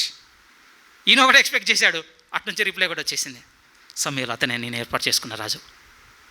వెంటనే అతను పక్క తీసుకెళ్ళాడు, తైలంతో అభిషేకం చేశాడు, అతని చెవులో ఒక మాట చెప్పేశాడు. చెప్పి ఒక మాట ఏమన్నాడు, ఎవరితో చెప్పకు. ఎస్, వెంటనే ఇక్కడ ఉన్న గాడిదలు అనగానే గాడిదలు తీసుకొని ఇంటికి వెళ్ళగానే బంధువులందరూ అడుగుతున్నారట, ఏమైంది. ఇంకోటి ఏంటి అంటే, అప్పటికి ఇశ్రాయేల్ కొంచెం టాక్ వెళ్ళిపోయిందటండి. ఈయన వెళ్ళి ప్రవక్తను కలిసిండని చిన్న వచ్చేసిందటండి. తర్వాత చదువుకోవాలి అధ్యాయాలన్నీ 11 నుంచి. అప్పుడు ఎంత ఒబీడియన్స్ కనపరుస్తాడంటే చెప్పలేదటండి సౌలు. మీరు ఆలోచించండి, మిమ్మల్నే పిలిచి సడన్గా ఊరికే చెప్తున్నాను, ఊరికే ఇప్పటి నుంచి వైడబ్ల్యూసీ వచ్చేవచ్చు మీరే ఎల్డరని ఈ ఎల్డర్ చెప్పాడు అనుకోండి, వాట్సాప్లో గ్రూపులు అంతా ఇంకా మనమే గ్రీటింగ్స్ కదా. ఎంత డప్పు, ఎంత గొప్ప. ఏమన్నా ఆ టైంలో సైలెంట్ ఉండాలంటే చిన్న విషయం. ఇశ్రాయేల్ మీద రాజు, అది మొదటి రాజు. అదే దేవుడు, నీ దృష్టికి నీవు మొదటకి ఎలా ఉన్నావు తెలుసా? అల్పుడిగా ఉంటాయి. దేవుడిని నచ్చింది ప్రియమైన వాళ్ళు. ఈవెన్ ఏర్పాటు చేసుకున్న రాజు అనగానే ఒక్కొక్క గోత్రాన్ని వేరుపరుస్తున్నప్పుడు ఇక ఆఖరి గోత్రం కూడా వచ్చేసిందండి. అప్పుడు సౌలు ఎక్కడ అంటే బైబిల్ ఏమని రాయబడిందో తెలుసా? స్టోర్ రూమ్లో దాచుకున్నాడు అని ఉందండి. తన సామాన్లు భద్రపరచు చోట దాచుకుని ఉన్నాడట. నిజంగా యూనిక్ ప్రియమైన వాళ్ళరా. ఎప్పుడు దావీదుని చంపాలని చూశాడు. ఆఫ్టర్ చూశాను, బిగినింగ్ చూడలేదు. కానీ బిగినింగ్ చూస్తే ఎలా ఉంది అంటే, దేవుని దృష్టికి చాలా అల్పుడుగా నడుచుకున్నాడండి, చాలా అల్పుడుగా. కానీ ఆ తర్వాత రెస్ట్ ఆఫ్ ద స్టోరీ మారిపోయింది. అదే అంటున్నాడు కదా, మళ్ళీ చదువుదాం 16. సమూయేలు మొదటి గ్రంథం 15వ అధ్యాయం 17వ వాక్యం. అందుకు సమూయేలు, నీ దృష్టికి నీవు అల్పుడుగా ఉన్నప్పుడు ఇశ్రాయేలుల గోత్రములకు శిరస్సు అయితివి. యెహోవా నిన్ను ఇశ్రాయేలుల మీద రాజుగా అభిషేకించెను. మరియు యెహోవా నిన్ను సాగనంపి నీవు పోయి పాపాత్ములైన అమాలేకులను నిర్మూలము చేయము, వారు లయమగు వరకు వారితో యుద్ధము చేయమని సెలవీయగా, నీవు ఎందుచేత యెహోవా మాట వినుక దోపుడు సొమ్ము మీద ఎగబడి ఆయన దృష్టికి కీడు చేస్తేవా. నేను చిన్నగా ఉన్నప్పుడు దేవుడు ఎంత బలముగా సౌలుని తీసుకుని వెళ్ళాడో, తన దృష్టికి తను గొప్పగా ఎంచుకున్న తర్వాత ఇంకైపోయింది ప్రియమైన వాళ్ళారు వెనక్కి. ఈయన తర్వాత వచ్చిన ప్రొసీడింగ్ క్యారెక్టర్ అంటే దావీది. ఆయనది కూడా చాలా ఇంట్రెస్టింగ్గా ఉంటుంది ప్రియమైన వాళ్ళ స్టోరీ. ఎందుకంటే ఆయన ముందు కూడా చూసుకున్నది ఎలా ఉంటుందో తెలుసా, చాలా చిన్నగా చూసుకున్నాడండి, చాలా చిన్నగా. యాక్చువల్ అంటే ఆయన దగ్గర కనపడదండి ఆయన చాలా చిన్నగా చూసుకున్నాడని. ఆయన గెలవడానికి వచ్చిన అన్నలు చూడగానే నువ్వు ఓవర్గా షో ఆఫ్ కొడుతున్నావు పోరా ఇంటికి అంటారు తెలుసా. అట్లే ఉంటుందండి. గుంపులోకి వచ్చినప్పుడు ఎలా ఉంటుంది అనుకుంటున్నారు, నువ్వు చాలా ఎక్కువ చేస్తున్నావు. కానీ చిన్నోడుగా ఉన్నాడు అనేది ఎక్కడ కనపడుతుందంటే, గొలియాతు ముందు నిలబడ్డ తర్వాత గొలియాతు ఒక మాట అంటాడు, ప్రియమైన వాళ్ళ, బాలుడవైన నువ్వు వస్తున్నావు నా మీదికి, బాలుడవైన నువ్వు. గొలియాతు ఎలాంటి వాడట అంటే, చిన్నప్పటి నుంచి అభ్యాసం చేసిన వాడటండి యుద్ధముల మీద. నిజంగా వాళ్ళ ఫిలిస్తీన్ల వైఖరి ఎలా ఉంటుందట అంటే, చిన్నప్పటి నుంచే బలంగా ఉన్న వాళ్ళని చూజ్ చేసుకొని ఇక స్కూల్స్లో జాయిన్ చేసుకుంటారటండి. సరే మనకు రాయవలేదు, కొంచెం హిస్టరీ అనుకోండి. చిన్నప్పటి నుంచే ట్రైనింగ్, వీళ్ళ ట్రైనింగ్ అంతా ఏంటి అంటే, బలంగా ఉన్న వాళ్ళు పోవాలి, యుద్ధాలు చేయాలి, చంపాలి, అంతే. పోవాలి, యుద్ధాలు చేయాలి, చంపాలి. అందుకోసం ఆఫర్ కూడా ఎలా ఉంటుందో తెలుసా, గొలియాతు నన్ను కొట్టేటోడు ఎవరు లేడని ఆయన ముందే అంటాడు. మీరు నన్ను ఓడించారా, మేము మీకు దాసులం అవుతాం. నేను మిమ్మల్ని ఓడించానా, మీరు నాకు దాసులు కావాలి. వెళ్ళి నిలబడ్డాడు ప్రియమైన. పాపం సౌలు మాట్లాడే మాటలు కూడా ఎలా ఉంటాయంటే, ఆయన అవన్నీ ధరింపేయగానే అడుగు కూడా అడిగే రాకపోయేసరికి వాతావరణం అర్థమైపోతుంది. కానీ అప్పుడు విట్నెస్ ఇచ్చుకుంటాడు ప్రియమైన వాళ్ళ దావీదు. ఇగో నా తండ్రి గొర్రెల మీద కాపరిగా నన్ను నియమించినప్పుడు నేను ఎంత రెస్పాన్సిబిలిటీతో ఉన్నానో, ఇగో ఇవి నా సాక్ష్యాలు. నేను వెనక తీయలేదు, నేను సింహంతో పోరాడాను, ఎలుగుబంటితో కూడా పోరాడాను. సౌలు ఒక మాట్లాడు, యెహోవా నీకు తోడై ఉంటాడు, వెళ్ళాడు. నునుపురాళ్ళు ఏరుకున్నాడు, వచ్చి నిలబడగానే గొలియాతు చూస్తున్నాడు. ఎంత పెద్ద ఆజానుభావుని పంపుతాడేమంటే చిన్నను పంపారు. ఫనీ స్టోరీ, వండర్ఫుల్, బాగుంటుంది కదా అలా చూసినప్పుడు. అలా మన జీవితంలో కూడా కొన్ని మనం చూడాలి అని అంటే, దేవుని దృష్టికి మనం చిన్నగా ఉంటేనే కొన్ని పెద్దవి మన జీవితంలో చూడగలమని నేర్చుకోవాల్సిందే ప్రియమైన వాళ్ళ. తిప్పి బలంగా కొట్టాడట. చంపడానికి కత్తి కూడా లేదండి ఆయన చేతిలో. వాడి చేతిలో ఉన్న కత్తిని తీసుకొని ఆయన నరికేశాడు. ఏమంటే దావీదు నుంచి మనం చూడవలసిన సందర్భంలో మనకు కనపడేది అంటే, ఆ చిన్నవాడుగా ఉన్న తన నేచర్ని చనిపోయేంత వరకు వదులుకోలేదు ప్రియమైన వాళ్ళ. సౌలుకు దావీదుకు అదే చేంజ్ అండి. సెకండ్ హాఫ్ సౌలుది అంత బెటర్గా లేదు ప్రియమైన వాళ్ళ. ఈర్ష్య, కొంచెం మత్సరం, అసూయ కూడా కారణం. కానీ దావీదుకి అది లేదండి. తీసేసాడా, తీసేసుకొని ఇచ్చాడా, ఇవని. అది చాలా కష్టం లేండి అలాంటి ఎక్సర్సైజ్. మేబీ చిన్నప్పటి నుంచి అంత నలిగిన జీవితం అనుకుంటూ వస్తుందేమో. సౌలుకు దావీదుకి చైల్డ్హుడ్లో మిస్ అయింది ఏమిటి అంటే, సౌలు ధనవంతుని కొడుకుగా పెరిగాడు. దావీదుకి ఆ స్థితి లేదండి. తనకంటే పెద్దోళ్ళ అన్నలు 7 ఉన్నా కూడా చిన్నవాడుగా ఉన్న ఇతను గొర్రెలు మేపడానికి పోవాల్సిన పరిస్థితి. ర్యాగింగ్ అనమాట. ఎక్కడున్నాడు పని పంపించు అంతే. మేమేంటి వీటిని మెప్పుకుంటూ అడవిలు తిరగడం ఏంటి? మేము తెలుసా, మేము సోల్జర్గా ఉన్నోళ్ళం, లేకపోతే అందంగా ఉన్నాం, బలంగా అన్నల వైఖరి. మరి ఎవరు పోవాలి? దావీదుని పంపించేసి అంతే. ఈవెన్ తండ్రికి కూడా హోప్ లేదా. సమూయేలు ప్రవక్త అభిషేకించడానికి ఇంటికి వెళ్ళినప్పుడు ఒక్కొక్కరిని రమ్మన్నప్పుడు ఆయన ఎక్స్పెక్టేషన్ ఎలా ఉండేనట తెలుసా, దావీదు తండ్రిది పెద్దోన్నో, రెండోన్నో, మూడోన్నో సెలెక్ట్ చేస్తాడు అనుకునేనట. అందుకోసమే కడసారి వాడు ఒకడు ఉన్నాడని చెప్పడానికి కూడా మనసు పెద్దగా రాలేదండి ఆయనకి. సమూయేలు ఆశపడుతున్నాడు, ఒక్కొక్కరు రాగానే ఇతను లేదు దేవుడు అన్నాడు.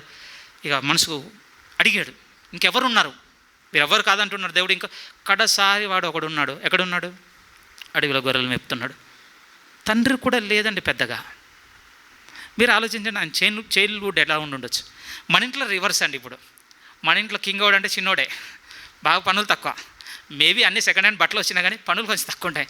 మేబీ కొన్ని ఫ్యామిలీస్లో రివర్స్ అని ఉంటుంది, ఉంటే ఓవర్గా పనులన్నీ ఉంటాయి. కానీ నాకు తెలిసి నా చైల్డ్హుడ్ నుంచి చూసింది అయితే చిన్నోడికి కొంచెం పనులు తక్కువ, కొంచెం అల్లారుముద్దుగా, దెబ్బలు కూడా తక్కువ. ఇంకా మీకు 3 పిల్లలు ఉన్నారు కదా, ఎవరు కొడతారు చెప్పండి? ట్యూషన్కి ఇంటికి పిల్లలు వస్తుంటారు, 3 పిల్లలు, అందరిని తెలిసి పెద్దలను కొడుతుంటాడట వాళ్ళ నాన్న. మా ఇంట్లో కూడా అదే స్టోరీ ఉంటుంది. దావీదు అది పొందుకోలేదు ప్రియమైన వాళ్ళారా.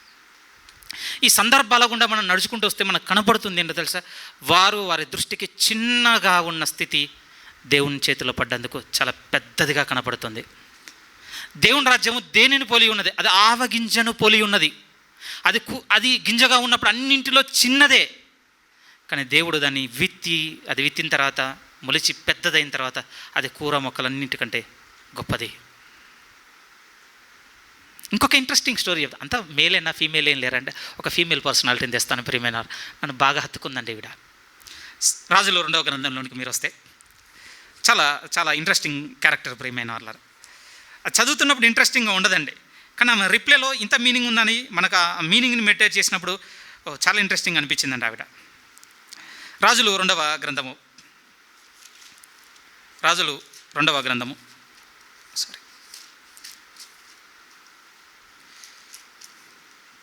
4వ అధ్యాయం.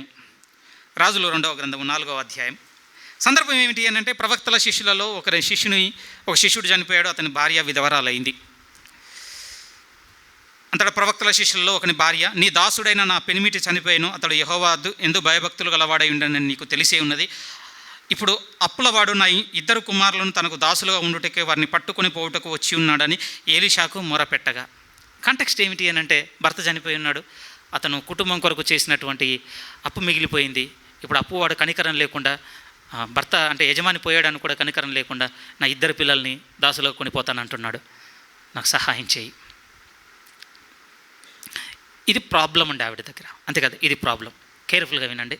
కానీ ఇక్కడ ప్రవక్త అప్రోచ్మెంట్ ఈజ్ ఎంటైర్లీ డిఫరెంట్ అండి. ఈయన అప్రోచ్మెంట్ ఎలా ఉంటుందో తెలుసా? ఇప్పుడు మీరు ఒక సమస్య ఒక దగ్గరికి వెళ్ళారనుకోండి, మీరేం ఎక్స్పెక్ట్ చేస్తారు చెప్పండి? పరిష్కారం, సొల్యూషన్. మీరు చెప్పండి, పరిష్కారం ఎవరి నుంచి ఎక్స్పెక్ట్ చేస్తారు? ప్రవక్త నుంచి.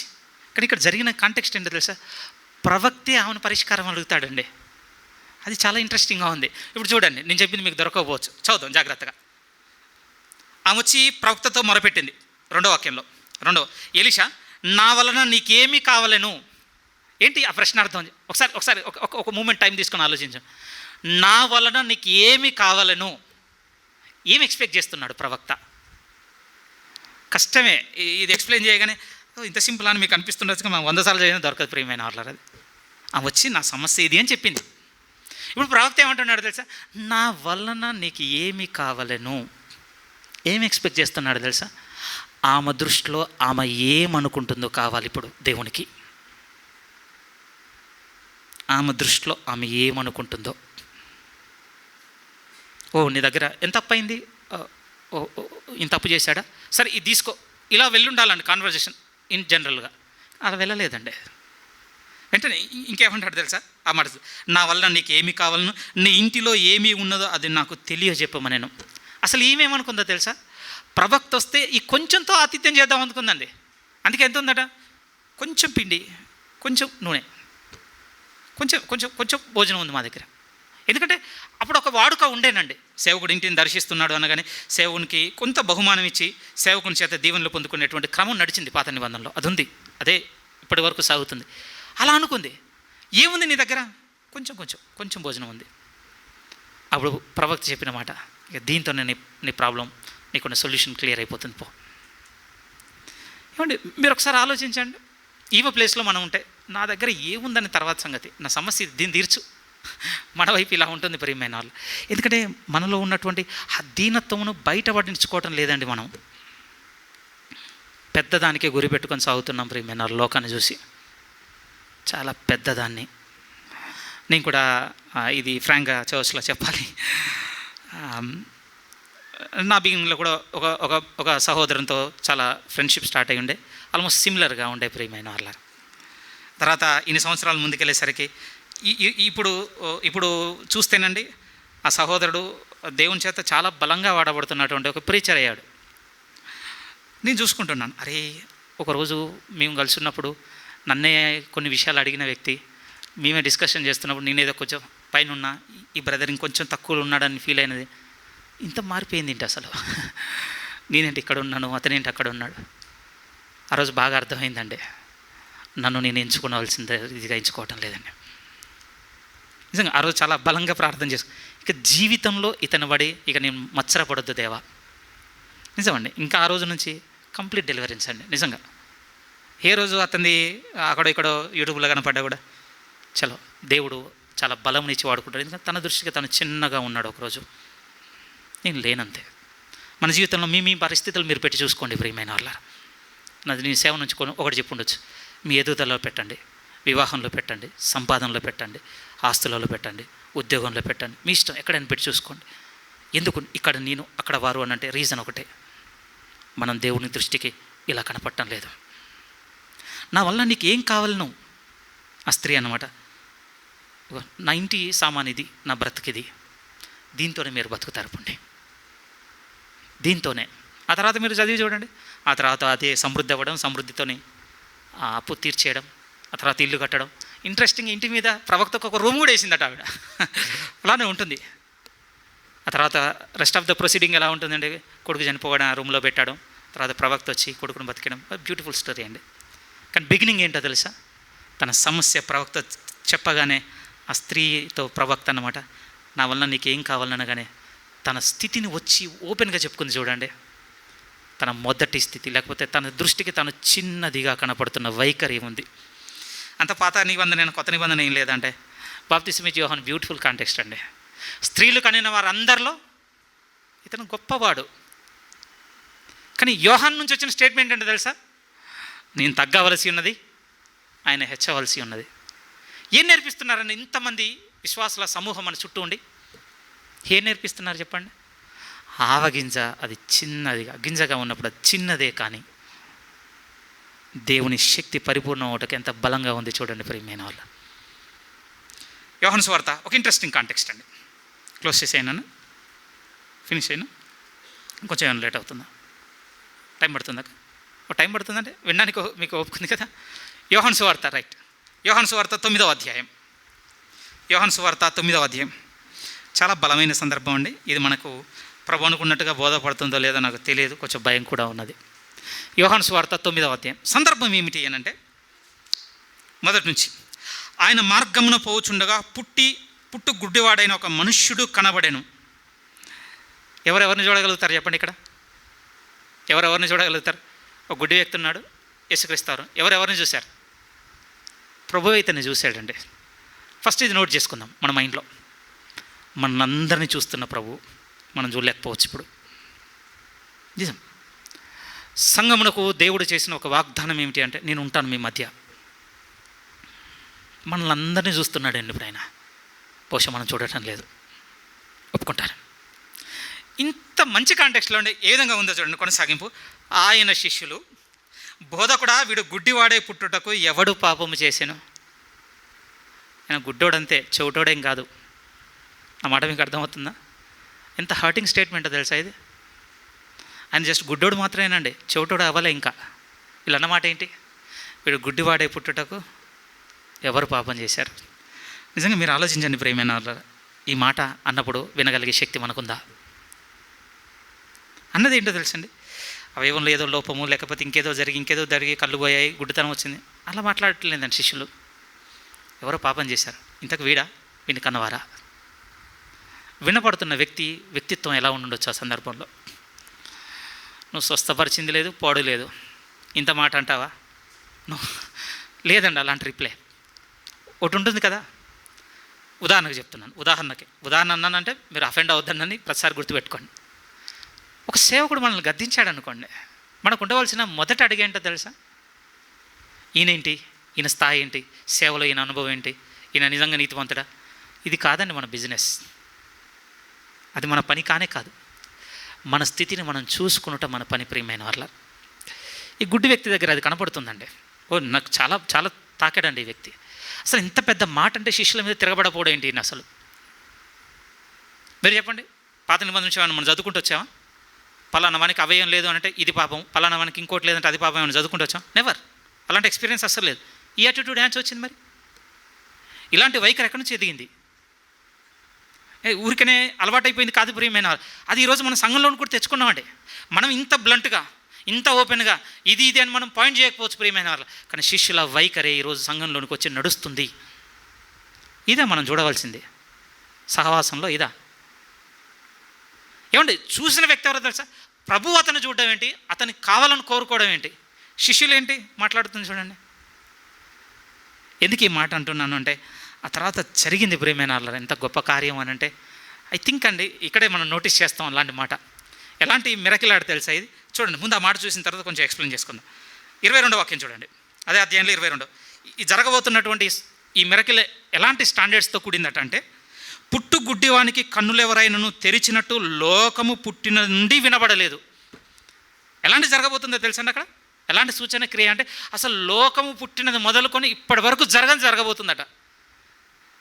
కానీ దానికి అభ్యంతరకరమైంది ఏం జరిగిందో తెలుసా? ఎవడు పాపం చేస్తే వీడు గుడ్డోడయ్యాడు? అభ్యంతరపడిపోలేదండి. తనలో ఉన్న ఆ చిన్న స్థితి దగ్గర ఆ వ్యక్తి నిలబడ్డాడు.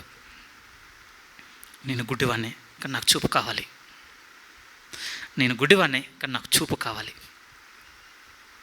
చిన్నదండి, అంటే ఏ విధంగా చెప్పాలి, శిష్యుల వైపు నిలబడి చూస్తేనండి అది హోప్లెస్ కండిషన్ అతనిది. కానీ అతనికి ఎంత హోప్ ఉంది అని అంటే, ఈ చిన్న హోప్ మీద దేవుడు క్రియేట్ చేస్తే చాలు, నాకు నన్ను ఏమన్నా అనివ్వండి, ఎన్నన్నా అనివ్వండి, ఎందుకంటున్నారో తెలియకుండా ఏమన్నా చేసుకునేయండి, నాకేం ప్రాబ్లం లేదు. తను నిలబడ్డ చోటు ఏంటో తెలుసా అండి, నాకు చూపు కావాలి అంతే. చదువుదామండి, కొంచెం చదుదాం. ఆయన శిష్యులు, వీడు బోధకుడా, వీడు గుడ్డివాడే పుట్టుటకు ఎవడు పాపం చేశాను, వీడా వీని కన్నవారా అని ఆయన అడగగా, యేసు వీడైనను వీని కన్నవారైనను పాపం చేయలేదు, కానీ దేవుని క్రియలు వీని యందు ప్రత్యక్షపరచబడుటకే వీడు గుడ్డివాడుగా పుట్టెను. ప్రభు అన్నమాట స్థిరంగా చెప్పాలంటే ఈ మూమెంట్ కొరకే ఇతను గుడ్డివాడుగా పుట్టాడంతే. మేబీ ఇది కన్వే అవ్వకపోవచ్చు, నాకు తెలియదు. ఈ సందర్భం కొరకే, లేకపోతే ఈ మూమెంట్ కొరకే. ఎందుకు దీన్ని ఇంత స్ట్రెస్ చేస్తున్నాను? ఎందుకంటే ఈ మూమెంట్ ఎలాంటిదో మనం చదివాం 22లో, మళ్ళీ గుర్తు చేసుకో 32 ఈ ఈవెంట్ ఎలాంటిదో తెలుసా? ఇది లోకము పుట్టినది మొదలుకొని ఇలాంటిది అసలు జరగనంత ఒక గొప్ప కార్యం జరగబోతుంది. అప్పటి నుంచి ఎవరు వినలేదట అండి.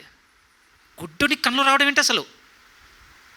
కానీ మీరు చెప్పండి ప్రియమైన వాళ్ళ, అంత గొప్ప కార్యం జరుగుటకు రీజన్ ఏంటో తెలుసా? ఆ వ్యక్తిలో ఉన్న ఆ చిన్న తత్వము, తనకు తాను చిన్నగా ఎంచుకున్న తత్వము. నమ్మడానికి దేవుడు మీకు శక్తిని అనుగ్రహించాలి, నాకు శక్తిని అనుగ్రహించాలి. ఈరోజు మనం నిలబడి చూసుకుంటున్నది ఎక్కడుంది ప్రియమైన వాళ్ళ? దేవునిలో. ఆత్మ విషయంగా నిజంగానే దీనులుగానే ఉన్నావా? చివరి మాట చదువుకుందాం. పేతురు గారు రాసిన మొదటి పత్రిక 5వ అధ్యాయంలోనికి మీరు వస్తే, పేతురు గారు రాసిన మొదటి పత్రిక 5వ అధ్యాయం. ఇందులో ఎవరిని విడిచిపెట్టలేదండి. చర్చ్ ఎల్డర్ నుంచి బిలీవర్ వరకు అందరిని ఇంక్లూడ్ చేసి రాసిన చాప్టర్ ఇది. అందుకోసం బిగినింగ్ అలా బిగిన్ అయింది. తనను కలుపుకొని చెప్పుకుంటూ వెళ్ళిపోతున్నాడు. ఒక స్థిరమైన దాని మీద మనం కట్టుబడి ఉండాలి. ఇక్కడ నుంచి జాగ్రత్త ఎక్కడ పడతామంటే కిందనే అంటాడు, గర్జించే సింహాలే తిరుగుతూనే ఉన్నాడు. వాని ఆరాలోనికి, లేకపోతే వాని నేచర్లోనికి లాగేవాడు తిరుగుతూనే ఉన్నాడు. వాని నేచర్ ఏంటి? దేవుడిచ్చిన స్థితిని హెచ్చుకపోయి గర్వించి దేవుని కంటే గొప్పగా ఎంచుకున్నాడు. దేవుని శక్తి నుంచి తృణీకరింపబడ్డవాడయ్యాడు. మనము కూడా ఆ స్థితిలోనికి పడిపోవద్దంటే ఇది నిలకడగా మనం కట్టుకోవాలని చెప్తున్న మాటలే. 2 నుంచి బలిమి చేత కాక దేవుని చిత్త ప్రకారం ఇష్టపూర్వకంగాను దుర్లాభాపేక్షతో కాక సిద్ధ మనసుతోను మీ మధ్యనున్న దేవుని మందను పై విచారణ చేయొచ్చు, దాన్ని కాయండి. మీకు అప్పగింపబడిన వారిపైన ప్రభులైనట్లుండగా మందకు మాదిరులుగా ఉండండి. పెద్దది సంఘాలని నడిపించేవారి. మీరు చూసుకోవాల్సిన మీ చిన్నది, దేవుని దృష్టిలో మీరు చిన్నగా ఉన్న చోటు ఏంటో తెలుసు. మిమ్మల్ని ఎంపిక చేసుకున్న బాధ్యత మీద మీరు మనసు పెట్టండి. మనం చూసుకుంటూ వచ్చాం కదా, అన్ని క్యారెక్టర్స్లో ప్రతి క్యారెక్టర్ వాళ్ళ బిగినింగ్ చూడండి. వారు ఆ చిన్న స్థితి మీద దృష్టి పెట్టారు తప్ప పెద్దదానికి హెచ్చిపోలేదు. అది దేవునికి నచ్చింది, దేవుని శక్తి క్రియేట్ చేసింది వారి జీవితంలో. అందుకోసం ఇప్పుడు అంటున్నాడు 4, ఒక విధంగా అలా నడుచుకున్న వారికట ప్రధాన కాపరి ప్రత్యక్షమైనప్పుడు వాడవారని మహిమ కిరీటం ఇస్తాడట. 5లో అంటున్నాడు, చిన్నలారా మీరు పెద్దలకు లోబడి ఉండండి, మీరందరూ ఎదుటి వారి ఎడల దీన మనసును వస్త్రమును ధరించుకొని మిమ్మును మీరు అలంకరించుకునుడి. ఇది అలంకారం ప్రియమైన వాళ్ళరా. ఈరోజు మీకు నిలబడి బోధించిన మనలో ఈ అలంకారం లోపమే. కూర్చొని మీలో చాలామందికి ఈ అలంకారం లోపమే. ప్రకటన గ్రంథం 19లోకి రాగానే ఒక సంఘం కనపడుతుంది, అలంకరించుకొని వచ్చింది. ఆ అలంకారం అండి ఎవ్వరు చేయలేదటండి. అప్పటి వరకు ఎవ్వరు కూడా తయారు చేసినటువంటి అలంకారం కాదట. అది భూ సంబంధమైంది కాదు. నరులు ఎవ్వరు కూడా ఈ డిజైన్ ఉండాలి, ఈ కలర్ ఉండాలి, ఈ ఉంటుంది కదా ఈరోజు, అలాంటిది కాదట ప్రియమైన. ఎలా తయారు చేయబడింది అని అంటే ప్రశస్తమైందండి, నిర్మలమైనది. అలంకారం ఆ రోజు అలంకరించుకున్నటువంటి పెళ్లి కుమార్తెకు ఉన్నది. ఎక్కడి నుంచి వచ్చింది? అలాంటి అలంకారంలో ఒక ఒక పాట అనుకోండి, దీన మనస్సు. ఈరోజు సమాజంలో సహోదరి సహోదరుల మధ్య మనము మన స్థాయిని తృణీకరించుకొని, నేను గొప్పవాడిని, నేను ఎన్నికైన దాన్ని, నా స్థాయి ఇది, నా అర్హత ఇది, నా ఆధిక్యత ఇది, నా అన్నీ మీరు మీరు యు నేమ్ ఇట్ ఎనీథింగ్, వాటిని బట్టి వచ్చింది కాదు. అది తగ్గించుకొని తన మొదటి స్థితిని చూసుకుంటూ దేవుని యొక్క శక్తి వారి యందు బలముగా క్రియ చేస్తూ వారిని వారు నిర్మించుకున్నది ప్రియమైన వాళ్ళారా. అక్కడ నిలబడుతుందండి దీనత్వం అనేది. వారు ఎందుకు కనబడుతుంది ప్రియమైన వాళ్ళారా? దేవుని యొక్క పరిపూర్ణమైన శక్తి. నిజం. ఒక్కొక్క క్యారెక్టర్ ఎంత బలంగా వచ్చింది. Except Saul, and second half బాగాలేదు కనుక. మీరు గిద్దెంది తీసుకోండి, అశ్వుని మీరు ఒక విధంగా విధవరాలైన శిష్యుని భార్యగా ఉన్న స్త్రీది మీరు తీసుకోండి, యోహాన్ది మీరు తీసుకోండి. వండర్ఫుల్ క్యారెక్టర్స్ అండి. ఒకే ఒక కారణాన్ని బట్టి వారు దేవుని ముందు చాలా చిన్నగా ఉన్నందుకు చాలా గొప్పగా దేవుడు ఆ రాజ్యమును విస్తరింపజేశాడు వారి ద్వారా.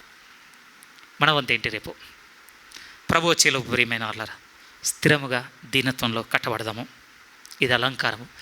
ఈ అలంకారంతో ప్రభు ఎదుట ముస్తాబు అవుదామండి. మనల్ని మనం, ప్రభు మీకు నాకు తోడుగా ఉండి ఈ అలంకారంగా బలంగా ఎదిగించాలి. గర్వంతో అతిశయంతో హెచ్చించుకున్నది చాలు మన జీవితంలో. వాటన్నిటిని తృణీకరిద్దాం ప్రియమైన వాళ్ళారా. అందుకు దేవుడు మనల్ని కలిగించలేదు, కింది స్థితిలో కలిగించింది. ఎందుకు అనంటే తన పోలికతో తన స్వరూపంతో గొప్ప మహిమలోనికి మనల్ని హెచ్చించుటకు, మనంగా తెచ్చుకున్నటకు కాదు. దయచేసి క్షమించండి, ఈరోజు కొంచెం సమయం ఎక్కువగా తీసుకున్నాను, మన్నించవలసిందిగా కోరుతున్నాను.